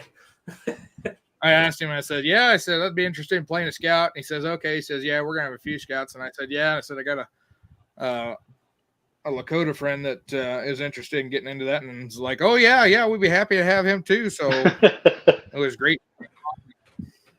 Well, it's a And good then- thing you did because I think you were the only scout they had. Yeah. Well, the The Delaware There was- Scout, I guess. there was a division in the civilians. There was 3 of them that hung out over there at the commissary. And the one guy, he plays Delaware Scout, which they were used. And then they had another couple other civilian guys. I don't know what their roles were. Well, one was the sheriff, but the others, I don't know what their roles were. But yeah, I think I was actually the scout. Henry he decided he wanted to play a buffalo hunter for a Santa Fe Caravan. So that's how he kind of fit in with us real well. But that's the thing is like, people that hired on as scouts, they weren't just scouts. That wasn't their only occupation. Mhm. Scouting was a short-term employment. It was good pay, but it was not for a long period of time. So some of those guys get paid a good amount of money, but they're only going to be used, a couple weeks. No, they had to do other jobs like running around, be unconstructed, and get thrown out of the mess hall. Yeah. But you'll find some of those guys at Scouts, they ran freight, like the Reshaws, the Richards, Louis Richard and Charlie Richard, hired on in '76 as Scouts for Crook. John Richard hired on as an interpreter at Fort Laramie for a short time. That was the older brother. So yeah, these guys, they did all kinds of jobs. They weren't just specifically Scouts. The Janices, they, if I remember right, they had a ranch. They did a little trading, along with, hiring on a scout. So it's one of those, if you play a general Western person, you're covered. That's one of the things I love about doing a civilian is you've got so many opportunities to do different things. I don't like. Yeah, I can always be like a city slicker way out of his element. Perfect. Yeah. That's what I was. Just traveler on the Santa Fe Trail. That's exactly who I I was. feel like real life and everything. like our story was Duke had kind of led me out there, and then here I am without wagons, and I'm just hanging around with Duke now because I don't know what to do in the West. I don't know who I am or where I am, but I'm here. That's exactly what it was. But it's one of those that for this particular event, the time period it was, you can get away with, you got a lot more opportunity for different impressions. But when you get into fur trade, it's one thing. You're a trapper. Yeah. That's because that's all that's going on out here, really. You might get in as a trader, but most of it you're going to be mountain man. So yeah, doing the 1860s, I really like doing that time period, 1860s, 1870s, because there's so much going on. You have more freedom for do other things. And you That's get also the out of coolest time in history too. I love the 60s, 70s, and 80s. Those are my favorite time. And I've played soldier, up at Fort Laramie doing that. And it can be fun at times, but the thing about doing a soldier is that particular living history gets really expensive because you have to get a certain amount of gear. And, it's all got to be correct. If you're reenacting with a group, then you've got to match whatever unit that group is portraying. And so it starts to get more constricted. I had a lot of fun with the research on this just because 1867, it's so narrow. By the time you get to 10 years later, the styles and everything open up a lot more. Right. But it's a lot of fun to try to, and I didn't get 100% perfect because, like I said, I had canvas pants, but it's really fun to try to narrow down. It's like putting a puzzle together. It was a lot of fun. Yeah. It does sound like a lot of fun. Yeah. The thing is with my gear is that the setup that I had, I could have been a buffalo hunter. I could have been a scout. I could have been a wagon master. I could have been a trader. I could have played any of those, it's out there in the West. Yeah. And fine. I'd love to do something in the mid 1870s because then I could carry a single action army around. It's like my dream is a real reason to actually carry a single action army around. Oh, just seeing all the cap and ball pistols. Was Well, you got to cool. go down there with. Oh, that too. Yeah, Yeah. Oh, I was gonna That's say. why I love Tombstone so much. Is I can actually carry a gun belt with guns. I love that place for that. If Sheldon doesn't come back, I'm gonna go find Leavenworth. I'm here. And tell him. Yeah, I know you're here, but I mean, if you don't come back to learn it, I'm gonna go find Leavenworth and tell him you didn't come back because you couldn't get your annuities. You're not That Indian Prairie agent, Apache, Kiowa. He Don Character, he stayed with it. Yeah. And there's And I some of asked those him, and so I asked him, "Did you hear what they did to the agent up in Minnesota back a couple years ago?" That was good. He just got a look on his face like you probably ought to leave the agency right now. And here's Sheldon standing here with these 3 knives on this war club being told he can't get his annuities. That's why I said when he was inviting everybody to church, Sheldon, you should have just told him I can't go. I'm not Prairie Apache. I'm not Kiowa. Oh man, I got my digs in on that one too. You sure did. If we weren't going to get into religious talk, I would tell you right now that I come home laughing about that. I remember I told Mom, I said, I guarantee you he stood out there for 20 minutes figuring that one up when he realized what he had. Oh, I want to man. make another one of those clubs, but I want to make one that the Ogallala Sitting Bull had, but I'm trying to figure out how to figure out knives for his. Because Yeah, his I've got- look more like spear points. I think he had Hmm. more of those ripper knives. Yeah, I was Um, looking at those rippers. I'm like, I've got the picture, but I don't know if it's. I don't think it's the. It's not in a file that's supported on this one. Yeah, because some of those Yeah, pictures, they're all different files.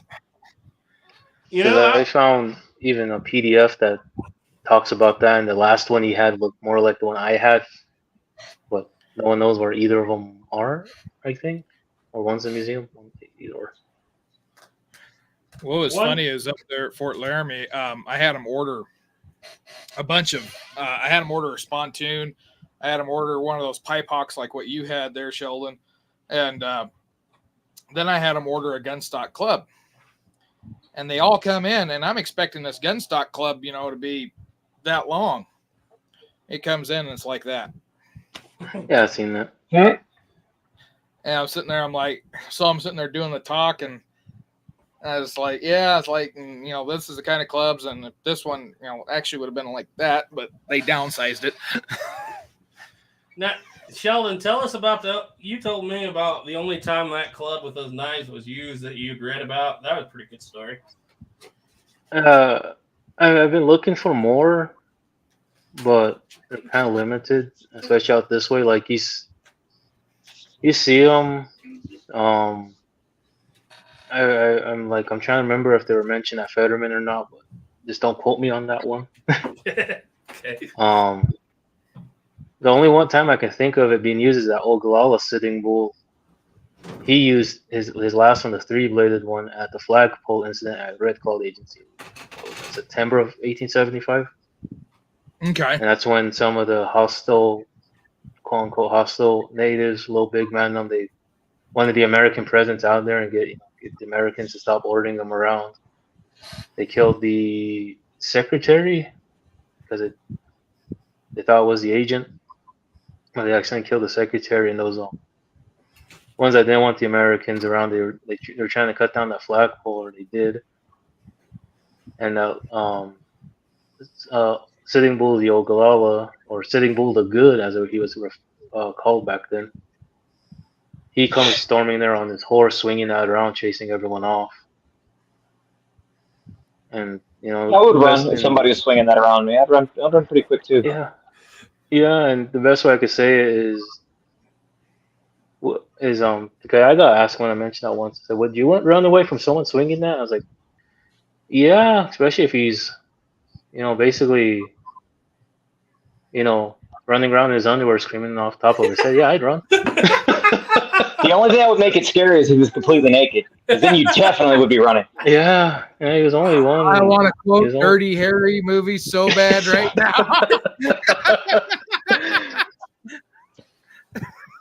Oh my! Yeah.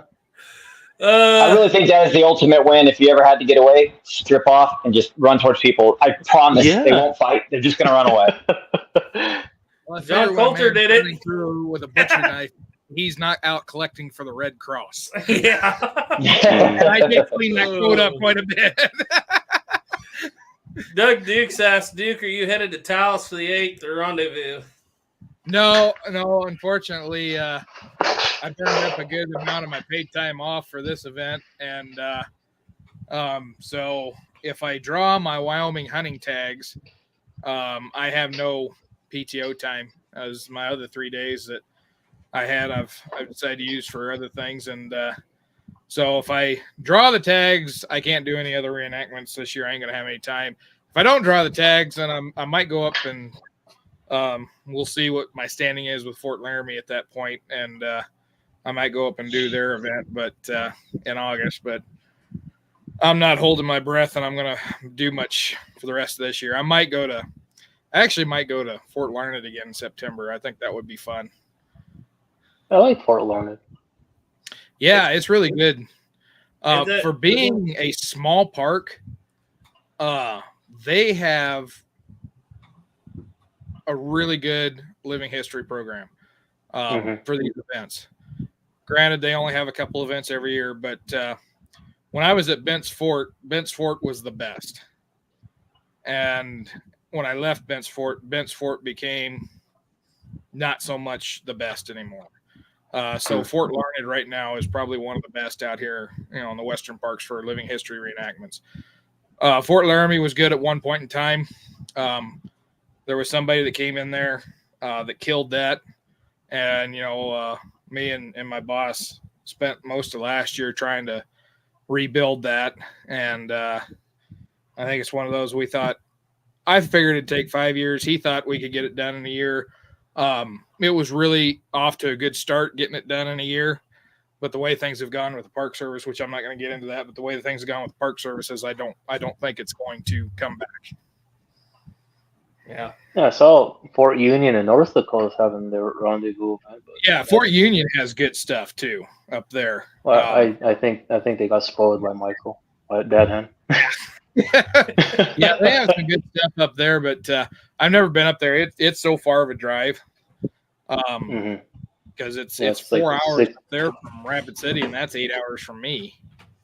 Yeah. I don't care what anybody says, Sheldon. All that you got, all Bad Hand has that you don't's a teepee, and when you get that, you'll be just as good. So he on his Facebook, he was posting pictures of the 20-foot high buffalo high teepee he built. He said with the teepee with the hides for the teepee and 8 for the liner plus all the other robes for like the rugs and stuff. Said 50 buffalo hides to get all that. That's And Jeez. you say 50, so stitched- like $50,000 teepee setup. Yeah, and he sold it all with sinew and everything, and he says he uses it for Lakota impressions, or he did. I think he donated it to Museum of the Mountain Man, because he said there's only 3 like new 20-foot teepees. The rest are smaller, but if I remember right, and he could, oh, hold up. Gotcha. All right, I'll go through a few comments here while he's off. Snapper's looking for a Colt. Yeah, Carson said it's better to be a bargaining chip than a buffalo chip. Yes, it is. 5010 Tennessee CSA said I need to form a galvanized Yankee unit for out that way. Trader. You still wore the blue. That's kind of like the first day Saboteur and I just talked about trailers. When Sheldon and I were walking around the first day, and he sees somebody walking down the road, and he goes, "Deserter," and I go, "That's somebody walking down a road." He's like, "We should stop the deserter," and I said, "You got the club? Go get him." And he said, "Give me your sharps." And so he was like, we was laughing about it, and then pretty soon here comes the army back with their deserter. It was part of the reenactment. It was a deserter. I said, well, you're a pretty good scout, Sheldon. You saw that deserter coming this morning from a mile away. How funny would that have been if you brought him in without even knowing it? Yeah, That come would've bring been him funny. in and have them 3 soldiers out there looking for him all day long. Yeah, that would have been funny. The real funny part of it is they brought him up there, and they take him to the officer, and the officer says, "Take him to the guardhouse," and they walk away, and the officer looks over there and says, "They still got the keys and the handcuffs."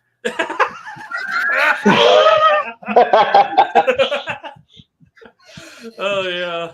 Okay, Jason Dunham says, "Evening, y'all." I gotta say, I had a bad week before that with things going on in the family, and it's like unplug, no phone, no electricity, eat indoors with the light coming through the window.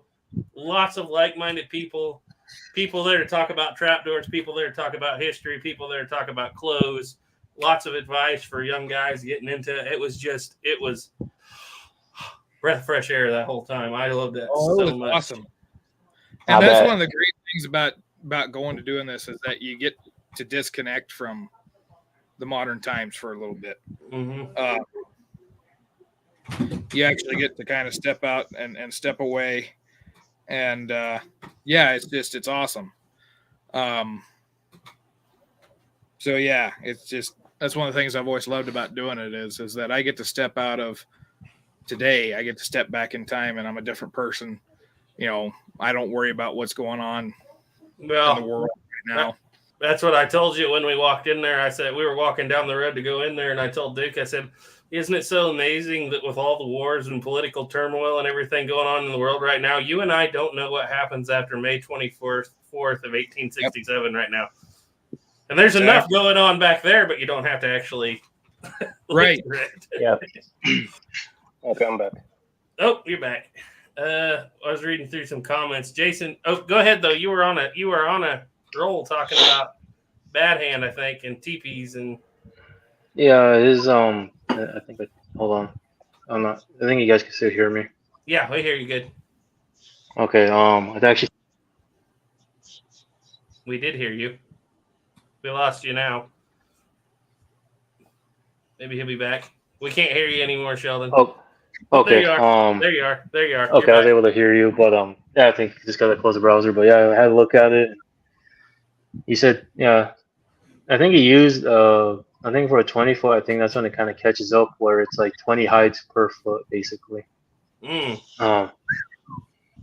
But yeah, he makes them and he has like, you know, and they're really nice. I think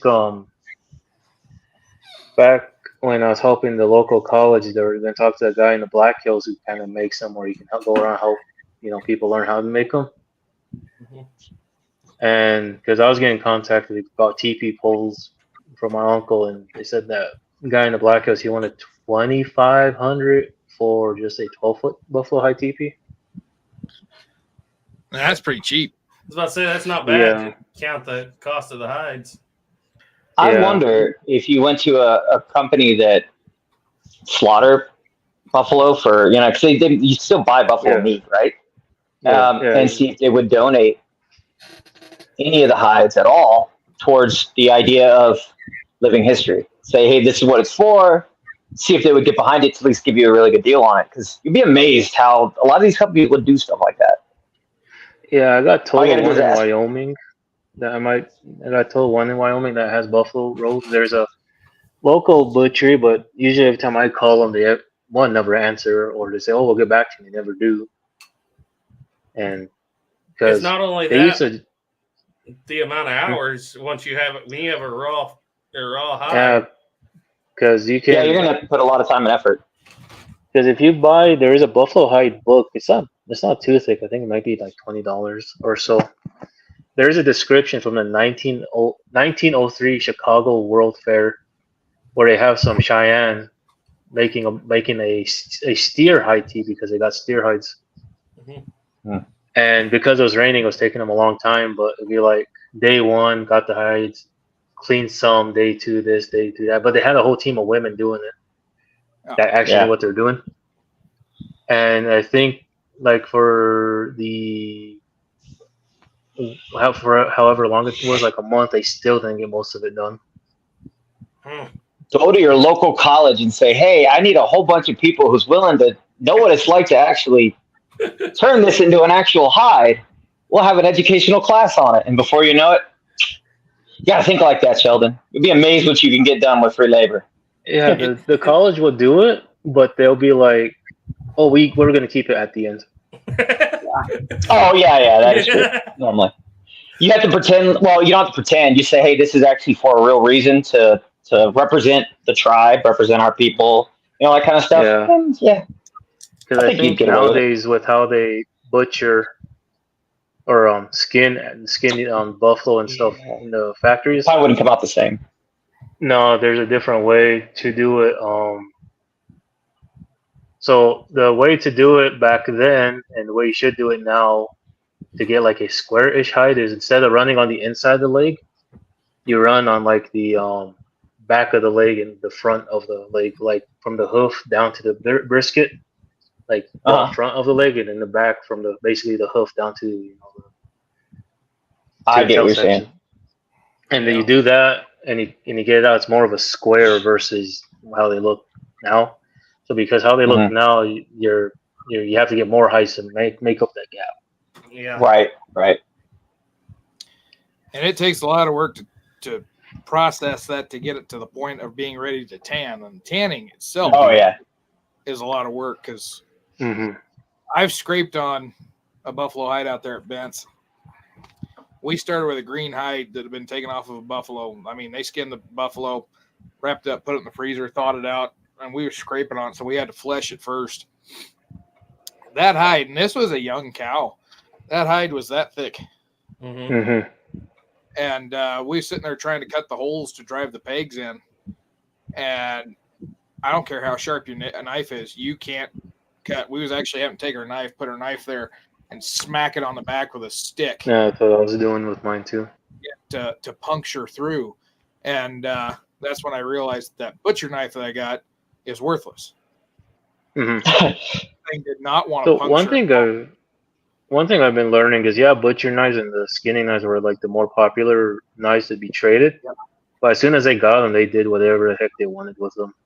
Yep. They shortened them, or they got old knives that were shortened to do certain specific jobs, like just turn them into saws and all kind of stuff. So. What's funny is we got a historical record up there at Fort Laramie. It talks about when they first got the curved skinning knives in. Because they didn't come in like the late 1850s, early 1860s. And it was Ward and Bullock that were running that up there. And they said that when the curved knives came in, they could not sell a single butcher knife to the natives. They all wanted those skinning knives with the dark wood handles. And we had skinning knives with dark wood handles up there on the shelf. But that was the ones like they could not keep in stock. It's like they couldn't sell anything else but those particular type of knives. Mm-hmm. And for people that aren't familiar with those skinning knives, if you've seen, your typical kitchen butcher knife, it's got a hump on the front of it, straight blade. Cock that 45, just swoop it up. I guess like a scimitar. It's really curved up. And the reason for that is when you're skinning, you're cutting as you flick your wrist the whole time. Whereas with a butcher knife, you're cutting and then you're just dragging the point across. Mm-hmm. But with that skinning knife, it's constant cut. And so I messaged Duke about this and it was like back then a lot of them would only sharpen the knives to one side. Like just sit there with a file and take off one edge. And one day, someone smacked the cow and that cow was dead on the ditch. But I sat there and this was in January, by the way. The owner took the tag, so I was like, "Hey, free game! Coyotes is gonna be eating good." So I sat there and I had my skinning knife, a Green River. I only sharpened to one side. I was, doing my best to skin. And I tried to keep it honed, but it really wouldn't. And besides it being dead for a few hours, that hide was a pain in the butt to take off. With it just sharpened to one side. And then you really have to readjust and everything because it's only sharpened on one side. Yeah. So I have Right. So back to the hides for teepees. You think you'll start with a canvas teepee? I would definitely start with the canvas teepee. What do you think? What could you have a canvas teepee in 60s? Yeah. I think Hudson Bay was trading them out by the 50s. Oh, okay. Yeah. Spotted Tail, when he was living at Fort Laramie, by the time that he signed the 66 Fort Laramie Treaty, and people don't often realize that there was a 66 treaty that was signed up there. He was living in a Sibley tent, what they called the white man's teepee. And for anybody that's not familiar with a Sibley tent, just imagine a teepee with a single pole up the middle. And okay. So yeah, that's what he was living in. So canvas teepees are pretty common. If you look in, I don't know if I've got one of the 68 Fort Laramie photos. Let me see if I can add one here that's got. Oh yeah, down at the camp. I forgot about that. Yeah.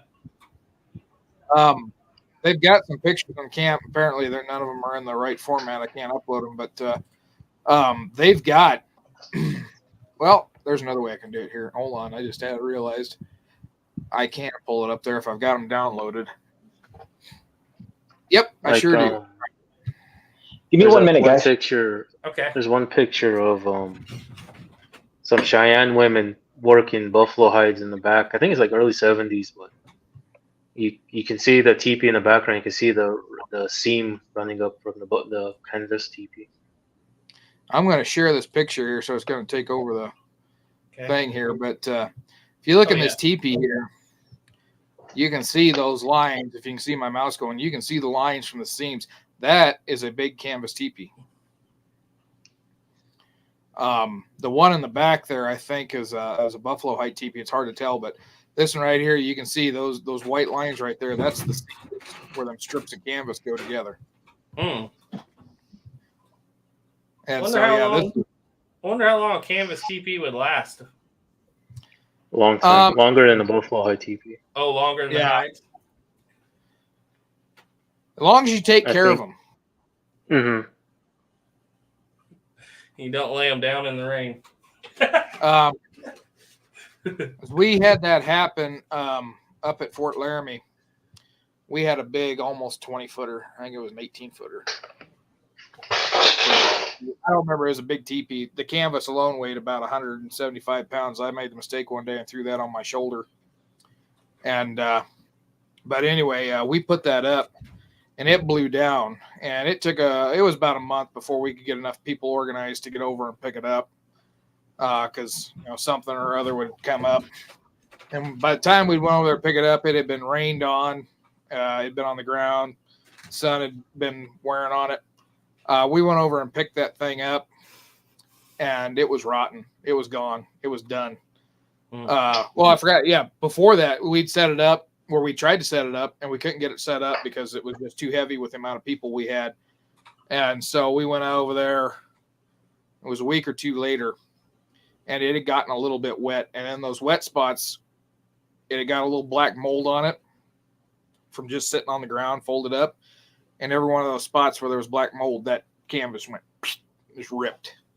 So by the time we got back to it after it had blown down, I mean, it was gone. There was like holes that we just pick up, and the whole that piece would stay on the ground, and the rest of the teepee. So, and that one was made out of canvas that was not treated. Like, you can get the new ones that are made with fireproof, sun forger, and mildew resistant that will last for 1,000 years as long as they're up and dry. This one didn't have any of that. It was just straight canvas, and it did not take long to rot out. Yeah. So as long as you took care of it, it would Mhm. last. I think if I was to buy one, and from what I understand from like what Michael Badhand said, or him and some other native reenactors, if you go to rendezvous and you do not have a flame material teepee, you're basically just sleeping in it. If you want to fire, it's outside away from it. Yeah. So all it takes is one spark. Yeah. So that's what I want to get, is maybe a 12-foot one. But I wouldn't mind getting one because again, like Duke said, as long as, I mean, like anything, you take care of it, it's gonna last. According to Michael, he's a wealth of knowledge, and I hate to piggyback off, but he knows stuff. He knows the stuff. Right. He said if you take care of a buffalo hide teepee, you might stretch it out to 5 years. Yeah. 3 years seems to be the average. Man, for the cost then- of what it would cost to build one or put one together, that's not a very good return on investment, is it? No, and then like that's one thing I like to bring up is if we go on what Michael says for your average for a 20-foot teepee, which wasn't the norm, it was a thing, but wasn't the norm. But with that, the amount of teepees for that, the 8 for the liner, and then all the robes and stuff, if it costs 50, if it's basically 50 hides for a buffalo, and every 2 to 3 years, people aren't set the same, but almost every year everyone's trying to make a teepee. That's strain on buffalo, especially with all the tribes doing the same Yep. thing. That's for And And sure. that's then you figure into that the fur trade for the winter robes. hmm Like the cowhide I got is a winter robe, and that one was only like a heifer, and that's really nice fur. Yeah. And then there's like I remember one where this woman, they were interviewing her, or at least I think it was it might have just been a man transcribing it or something, but said if a woman would be the first one to notice if the teepee needs to be replaced. She'd tell her husband, and the husband will go. And if a husband kills 20 buffalo, which could, is a possibility, or at least wounds 20, out of those hides, he has to get the best 2 and take them. So the best 2 or more from that hunt and take them, and then she will get all the hides. When she gets enough, she basically hosts a little get together and honors all the women that she selected to go make the teepee. And all those women will make it or scrape the hides and get those hides ready and bring them back over, and they'll sit there and spend a while to stitch it. Did they sew all the hides together, or were they just kind of stuck up? Yeah. I have no idea. There are patterns that there are original buffalo hide teepees out around. I think University of Kansas or Missouri or Oklahoma have an original Lakota one from the 1850s, and that's kind of where everyone got their basis for the patterns. Texican says don't go less than 14 foot. I might take them up on that, depending on how much it costs. But there's a way, like your first row, they're all basically the same, and then they just start getting modified as they go up. Right. I think the 2 tent flaps or the 2 smoke flaps are basically a hide or half hide. I wonder if you could make it last longer using modern, any kind of modern tanning to make them last a lot longer than a couple of years now. No, not really possible. I have no idea. That's brain tan. The modern chrome tan, when it gets wet, it starts to degrade really fast. Right. The traditional brain tan will outlast it as long as it's smoked. But even then, like that, we have a buffalo, or I say we, they have a buffalo hide teepee up there at Fort Laramie that I helped set up a couple times. We wanted to set it up for that fur trade event for Sheldon to stay in, but the weather was coming in, and it was one of those, we didn't want it getting wet. But the guy had larded it to help waterproof it, but we didn't want to get it wet because that's one of the reasons why those hides will start degrading is you start getting wet, dry, wet, and dry, wet, and dry. It takes its toll. Starts getting all the oils and whatnot out of it. Yeah.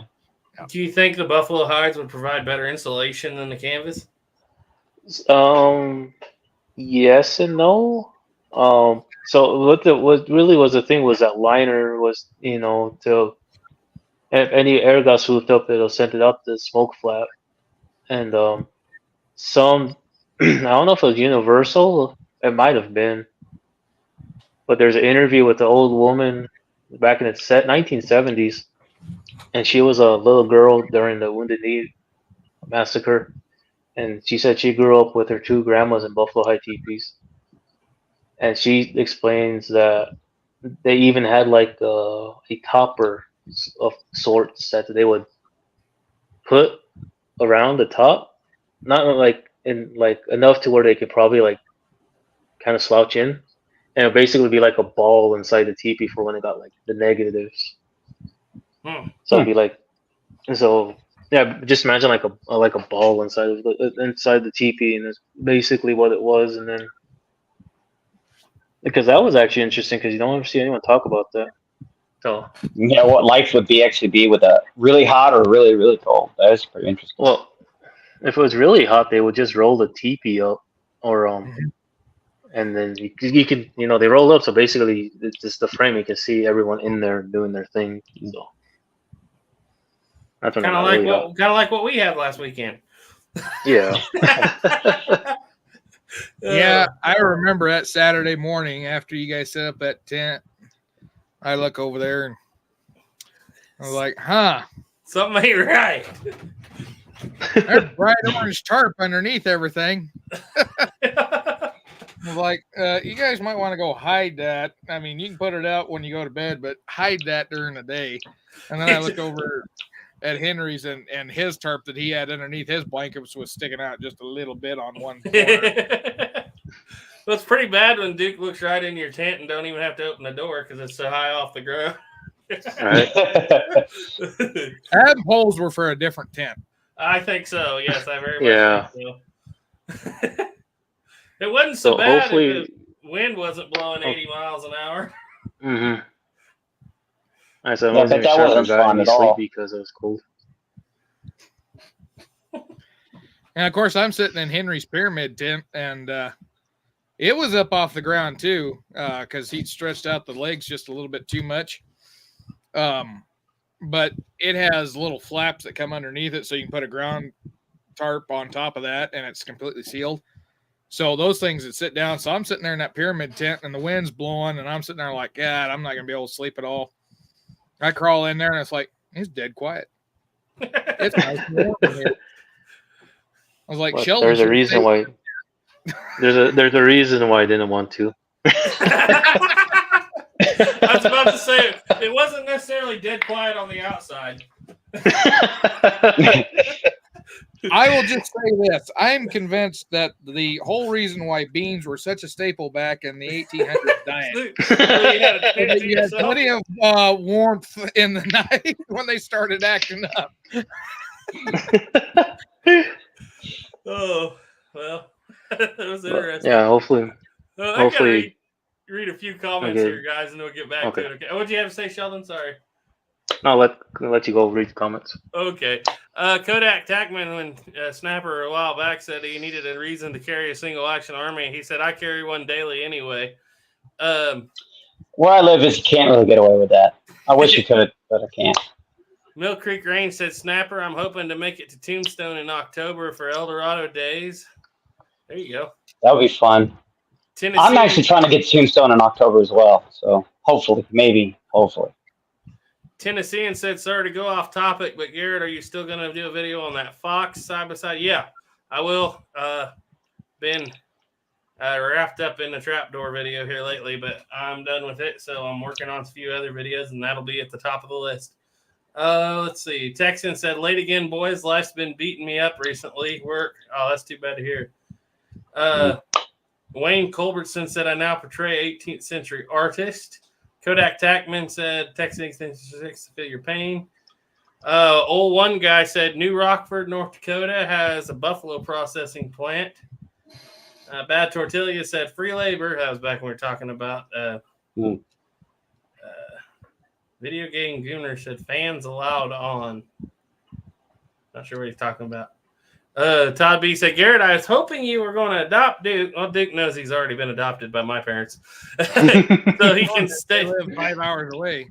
So he can stay with you guys indefinitely and combine forces. Well, stay tuned because he's a big part of this upcoming Sunday's video. And I think I talked to you about this, Duke. I want to make a shorter version we're going to put a shorter version up on your channel. And so, Yeah, and then I was previewing that to make sure everything was okay.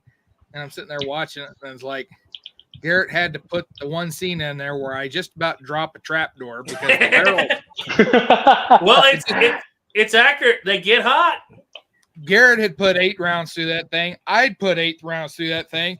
And so I get up there to flip that thing open, and I'm trying to hold by the way because that barrel's hot. And I flip that door up, and when I do, I flipped it hard enough that I flip it out of my hand.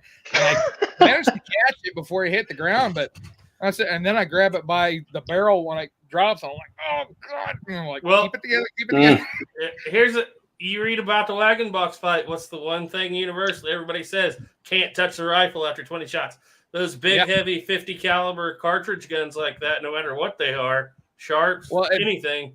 Black powder in general. After about 8, 9, 10 shots out of my Colt single action army, I can't touch it. Yeah, it's just, I saw the scar on my finger from last year when I was shooting that 1880. It got so hot it actually burned the skin and blistered and everything. Well, just to explain, I added it as a little more difficult than you even think because this particular rifle we're shooting is a secondary rifle that has a broken ejector spring, and we were trying to prove that you could run it without the ejector spring because that was a historic thing. And so that's why he was trying to do the up and down and get everything running. And yeah, it was a warm run. Yeah. But that one day that I filmed, I did like 3 or 4 videos with a single action army, and I was doing like the 45 Colt, Schofield, all these other ones. I put 100 rounds of black powder through that Colt single action army in mine, and I just was constantly loading and stuff. By the time I was getting to the end of that, I couldn't even touch the ejector, the bullseye ejector. That thing was so hot that I was just having to just kind of scrape my knuckle by it and tap those cartridges out. And of course, by then it was so fouled up, they wouldn't fall. Well, I got video on that too, but yeah, it would not let them drop out. So yeah, it was hot. Yeah, and Can you guys hear me? I had to just change out my earbud and get yeah, Yeah, you're good. Okay. Yeah, no, but yeah, you're gonna see Duke on our channel, and I think since I have the ability to upload on Duke's channel, I'm gonna put at least one video up over there that'll be because this trapdoor video is over an hour and a half, was 2 hours and 15 minutes before I cut out the section on the cadet rifles and the short rifles and all that stuff. So we're down to an hour and a half, but we'll go over to Duke's and we'll upload a short version of it over there so that he gets something out of it too. Let's see. Franklin Horse said you shouldn't hoard teepee. Texan 1836 said don't go less than 14-foot lodge. Had a 14-foot and outgrew it when my daughter came along. Jared 1860 said a microclimate. I've set up a tent in my house when the power's gone out in the winter before. Corey said, I'll get back to that one in his question. Jason Dunn said, sound like what I heard about Buffalo Wallow fight down near Fort Elliott. It was in the trailer, wasn't it, Todd B? The moment when Duke nearly dropped the rifle. Yeah. Well, that gun had a lot of rounds, like I said, through it at that point. The only one that had more rounds was we did the full length rifle too, and it had quite a few rounds through it too. And what was funny is I was able to whack that 300-yard gong offhand, but the thing was I noticed I was starting to get kind of wobbly. There at the end of it, I wasn't able to hold on the target as well. I think if I'd have been kneeling, I would have whacked it every time because I was putting them right under his feet. Well, that's interesting you bring that up because it's not actually in the video because I didn't put it in until the next video, but that was actually a complaint in 1869 was if you take 4 inches off the barrel and bring the overall weight down to 9 pounds, the soldiers can maintain target for an extended period of time longer.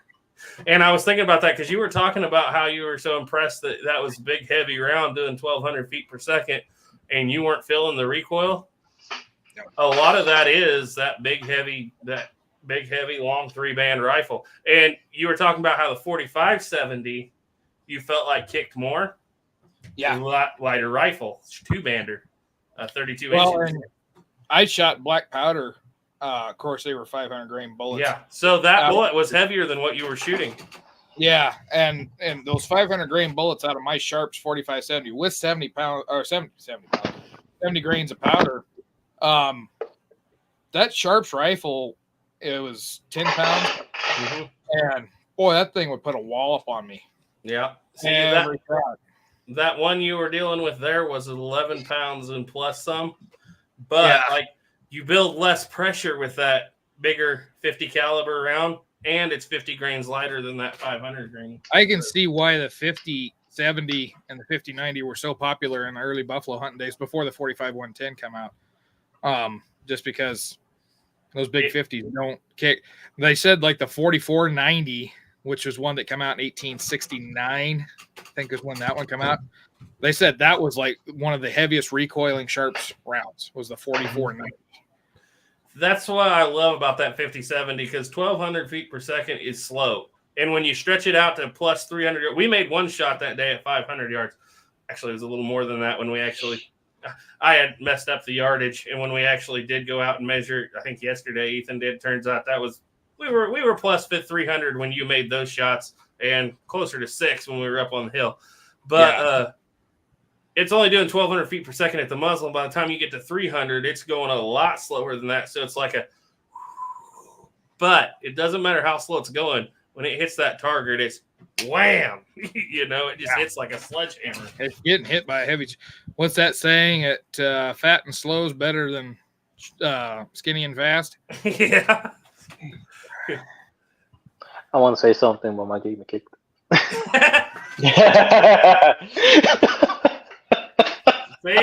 See, Duke, he knows how.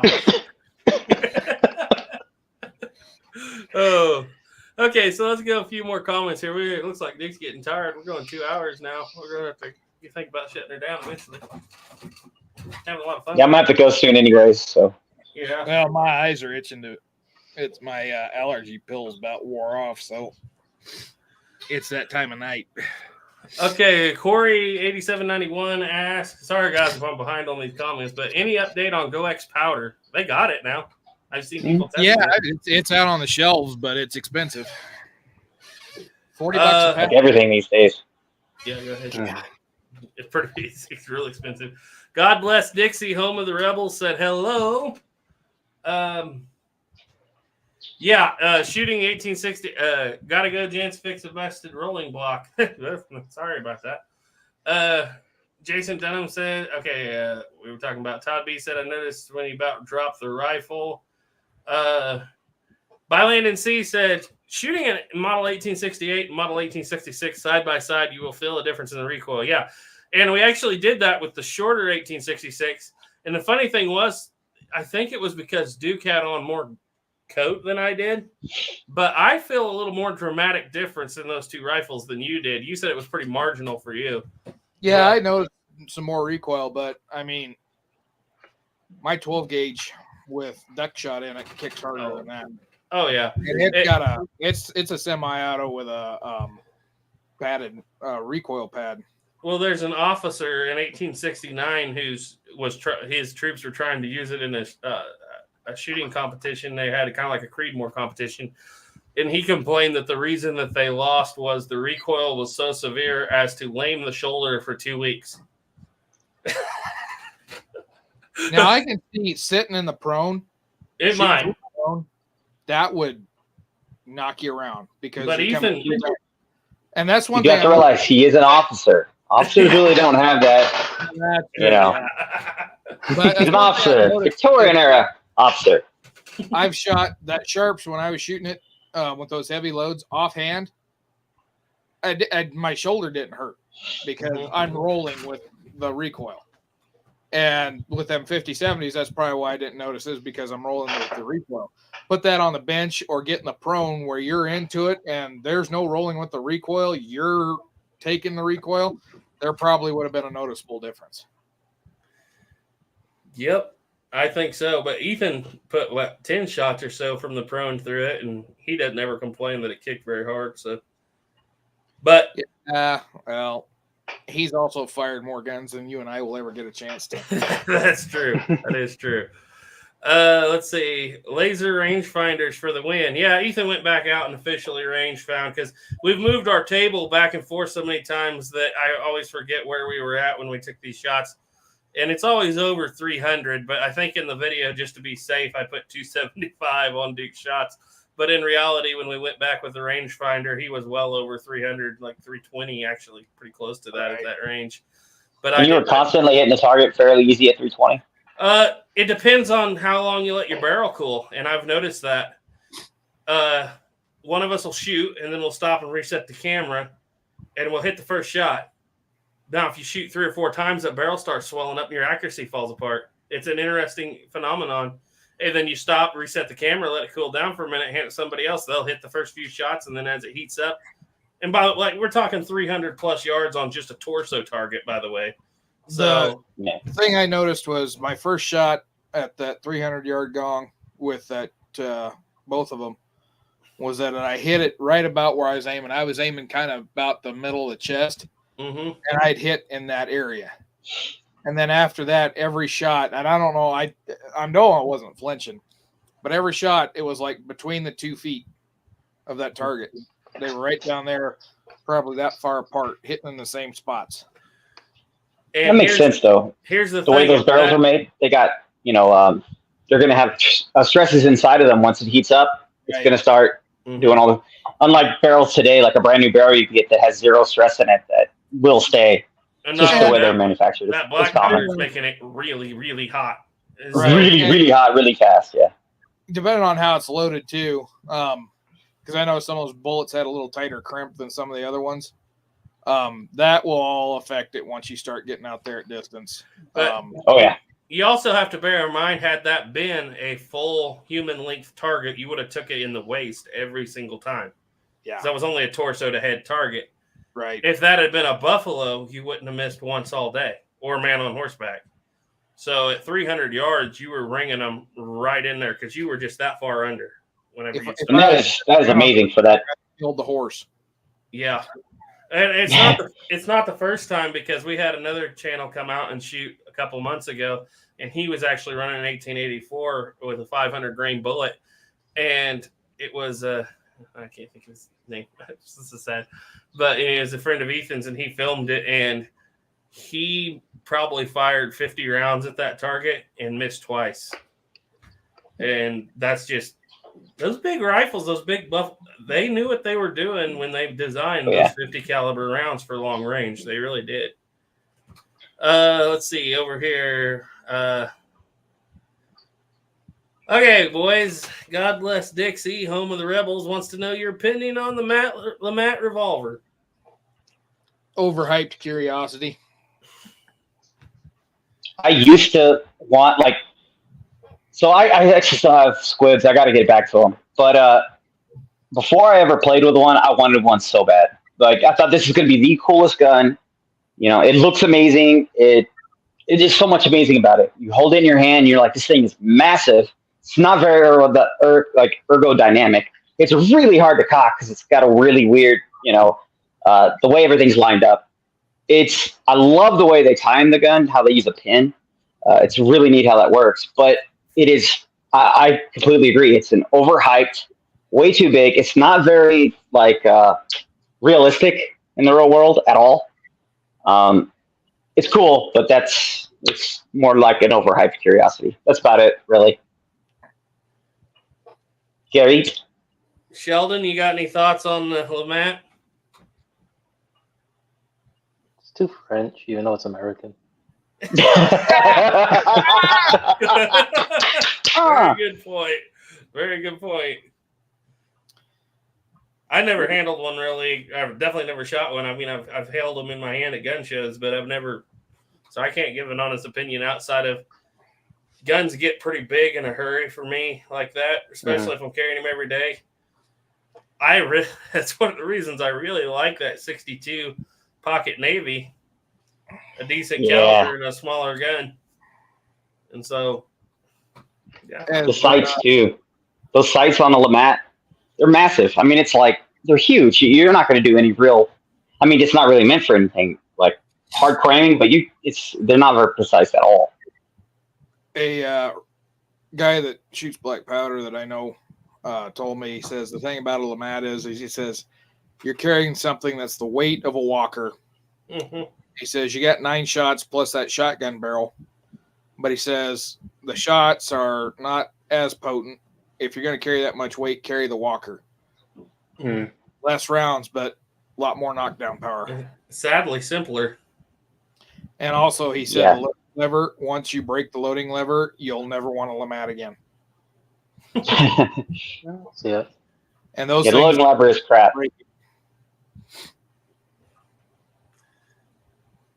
Oh, that's my opinion on it. It's neat, but that's about it. I can't bring myself to shoot anything hardly. It's not a Colt nowadays, sadly. And the other thing is, if you're wanting to get one for historic reenactment, they were not really carried that much. There was, I think, Jeb Stuart's cavalry. Was it Jeb Stuart's? And Beauregard. Carried one. That's what it was, Beauregard. It was a very. Unless you're playing him, you probably didn't see one. Yeah, Garrett, you have a bot in the chat. Yeah, I see it. Let me see if I can remove him. Yeah, you're fast because it barely popped up over here before he just. Oh, somebody got him. Who got him?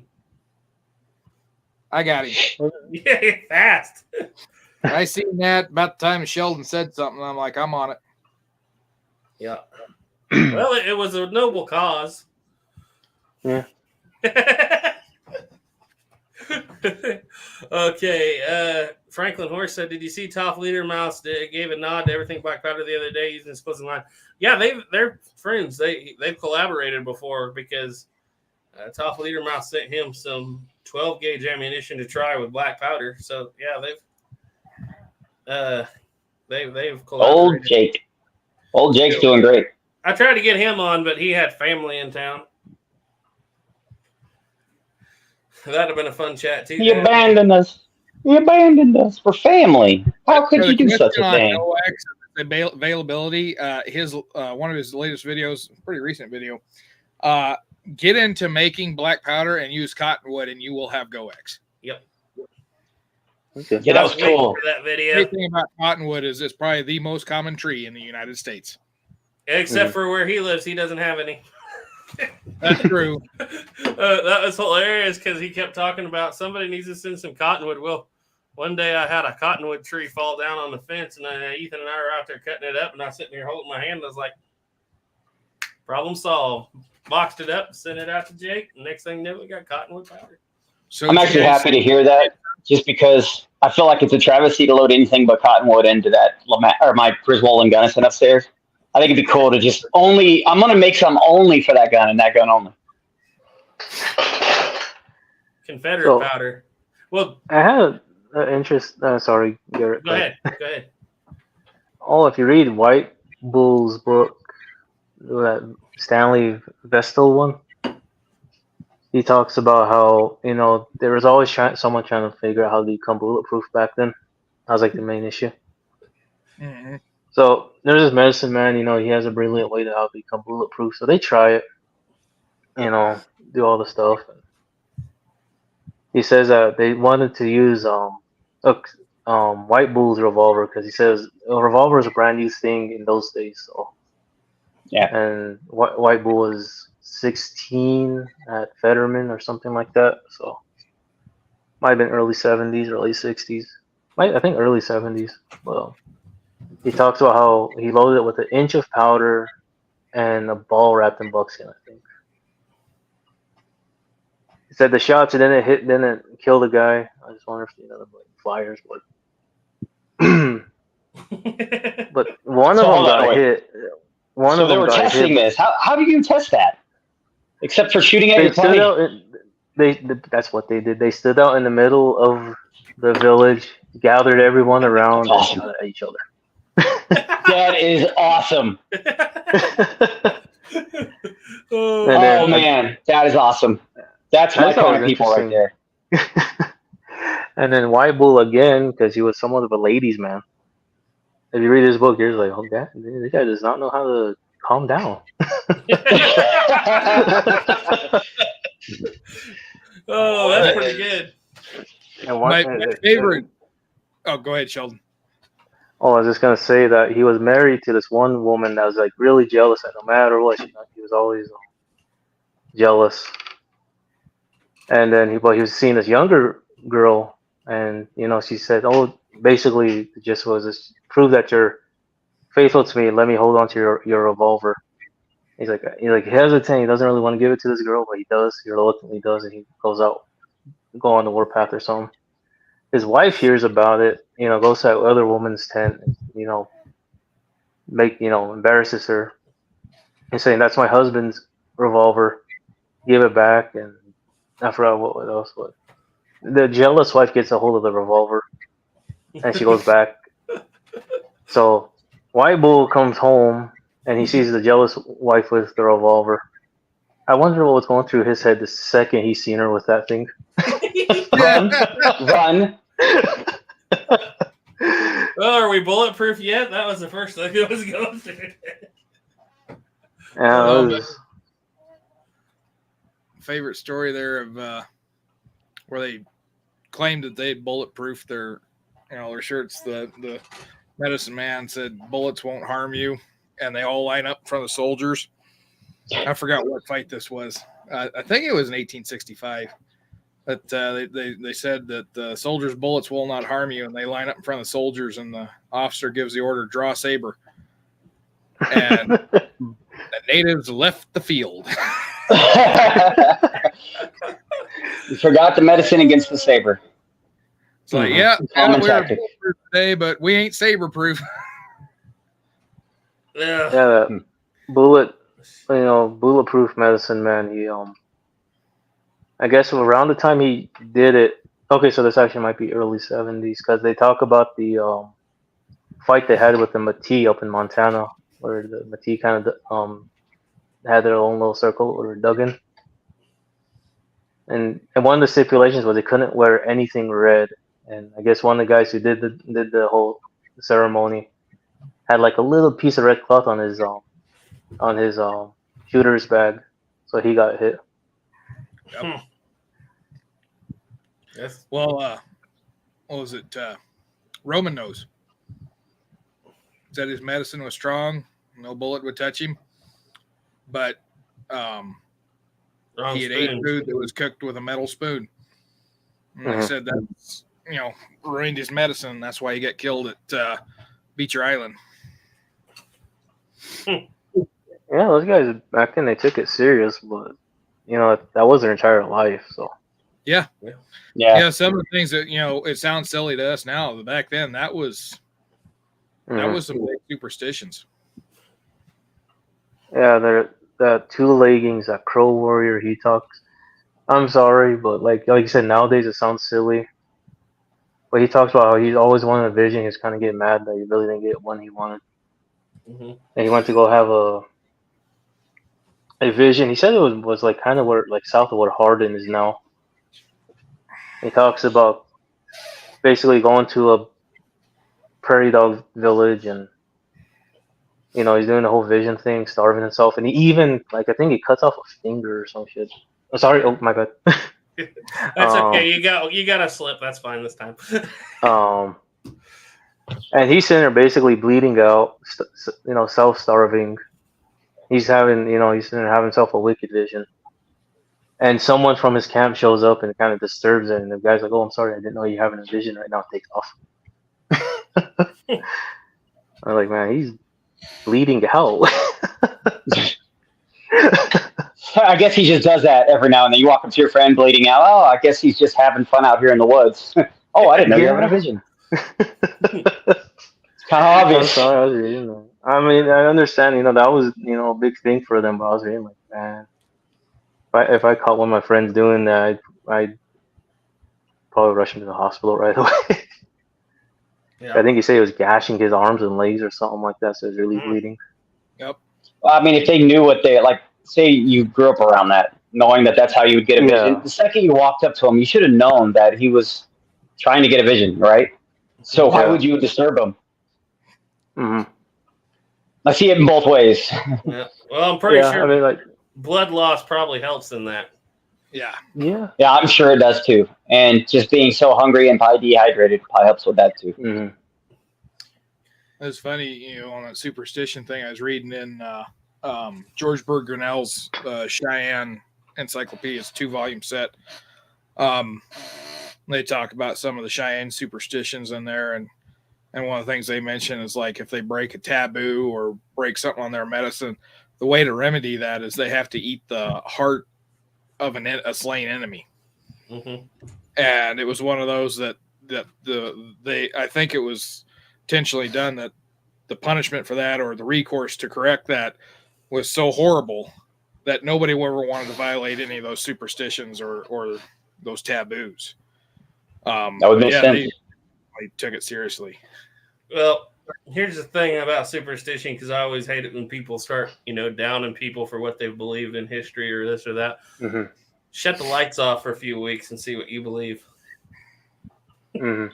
That I still get like that one time we were on the phone late at night. We were talking about, I forgot exactly what we were talking about. It was very similar to that. Like people believing in monsters and all that stuff.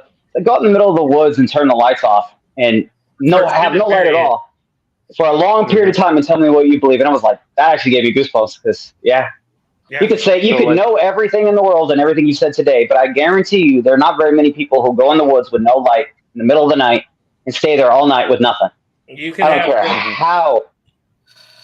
You can have the most powerful army in the world, but if they've got no illumination whatsoever at night, and something else can see you, you know it. Like my dad, he's a veteran police officer. He's been doing it for 30 years, and he says every time a new guy, everyone that should know what he's doing, when they're chasing someone at night, and he says they got their flashlight on, he stays away from because because the guy they're trying to track down, he sees the flashlight, he's gonna stay away from that. Mm-hmm. I tell you what, after working at a hospital for coming up on 9 months now, the only more superstitious lot than sailors is hospital employees. Really? I didn't know that. A certain Q word that you do not say, because anytime you say that, things get hectic.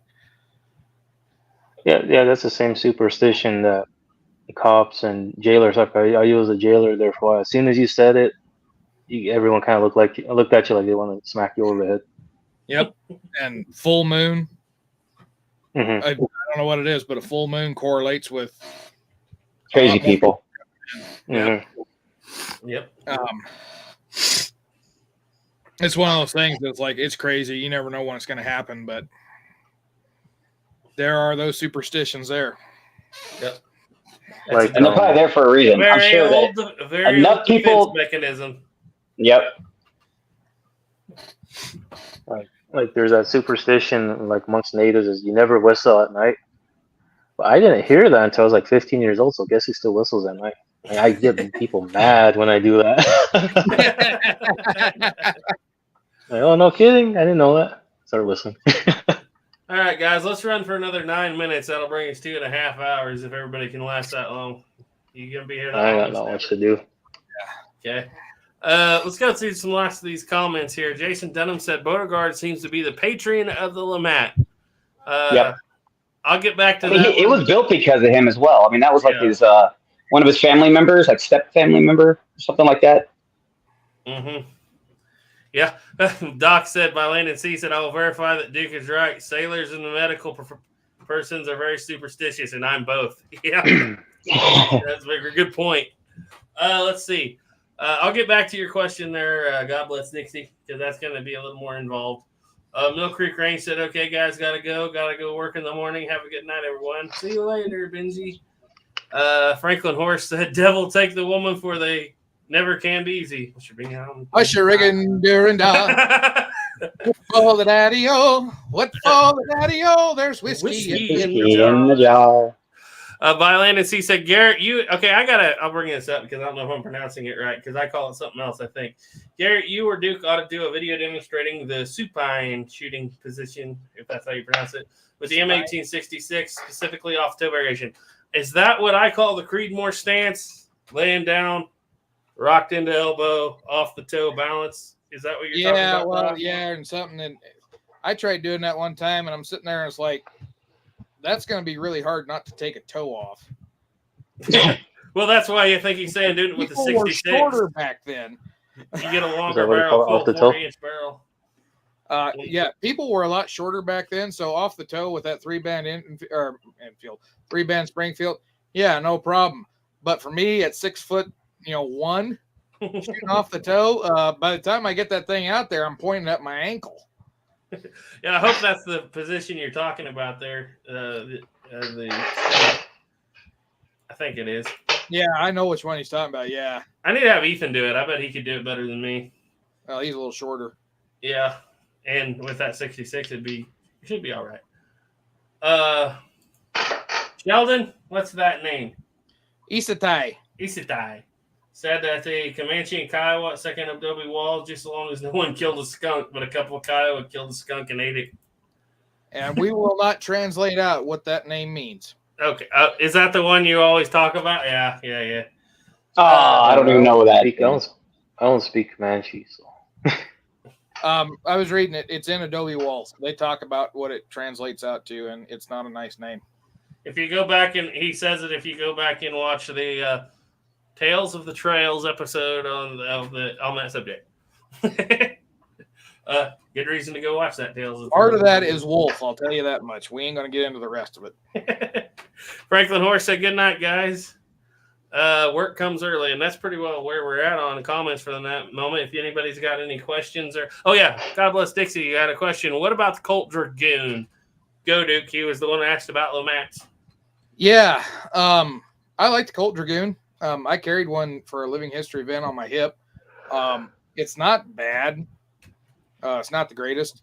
But yeah, the Colt Dragoon is a fine gun. It's basically, the improvement of the Walker. Got a little more knockdown power. But it was liked by people out on the plains. But the thing is when that 1860 hit the market, it started gaining a lot of favor. And you lose some power going from, the Dragoon down. But there were still people using Dragoons out on the plains, through the 1860s. Mm-hmm. So, yeah, great gun. Not one for the faint of heart. If you're the size of Matty Ross, do not try to use it. Unless you can find a stump to rest it on. What do you think, Salvador or Sheldon? You got anything on the Dragoons? They're nice. I can see why they would like them. I mean, if it's not broken, you can continue to use it. And you have the sticklers who would keep using it. I mean, it's a good gun. Heavy. Any records of native use that you know of? No, I think back then they just called them just revolver. So the only word, there's like 2 words in Lakota I can think of for basically a gun, like a handgun. And like the word for gun in Lakota is mazawankha. You can shorten that to mazakha. And then if you say mazawankha petechala, that's a small gun. And then the word for revolver is ishakpe, which actually just translates to 6 mouths. 6 mouths. Mm. That's cool. That's cool. That means we have to call a Patterson something else. Izapta. 5 mouths. Yeah, Izapta. Oh, cool. There you go. You can differentiate. A lot of the pictures that you see, like ledger drawings, they're almost just generic revolvers, but sometimes some of them will draw like a open top Colt or a Remington. Mm-hmm. But the thing is, it depends on the person, and they're basically copying the gun they have. Mm-hmm. But, All right, Snapper. Tell us about how much you hate the Dragoon. How you Oh, love it's it so and wish horrible. it didn't exist. I love mine. I absolutely love mine. And matter of fact, it doesn't feel like a big gun. The originals don't because of the grip. The grip is smaller than on the replicas, so the gun doesn't feel as big. It's still a big gun. Don't get me wrong, but it doesn't feel as big. It actually feels just like if you're holding an 1860 Army and you closed your eyes. If you just a tiny bit heavier, and that's exactly what a Dragoon feels like. It is not that much of a difference. It is bigger, so yeah, if you're going to put it on your hip, you're going to feel it because it's bigger, and a tiny bit heavier. But I absolutely love mine. I still think the Dragoon is probably one of the best looking, other than like the 72 open top for the open tops.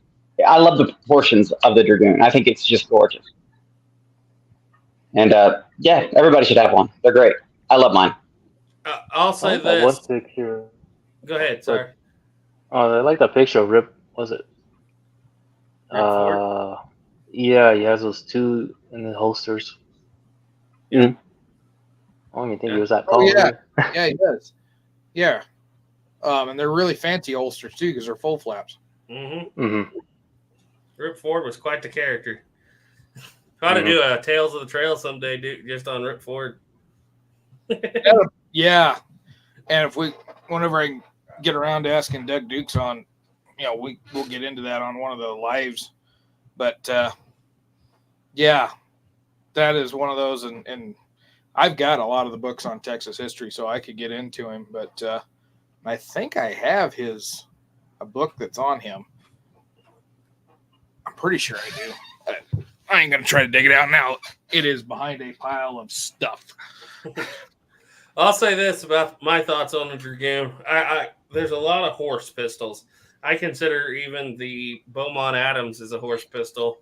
Walker is a horse pistol. I think the Rogers and Spencer, to an extent, is a horse pistol, at least in caliber and weight. Out of all those, the third model Dragoon is my favorite for its history. How many were made? 25,000. Well, of all models, but the third, it really got out there. It really got used by a lot of people. And like Duke was saying, it was supplanted by the 1860, but you also have to remember that the 1860, like getting a hold of an 1860 during the Civil War as a civilian would be difficult. And then they quit making them after 1864, after the fire. And so for a long period of time. So that Dragoon is in the hands of those Westerners.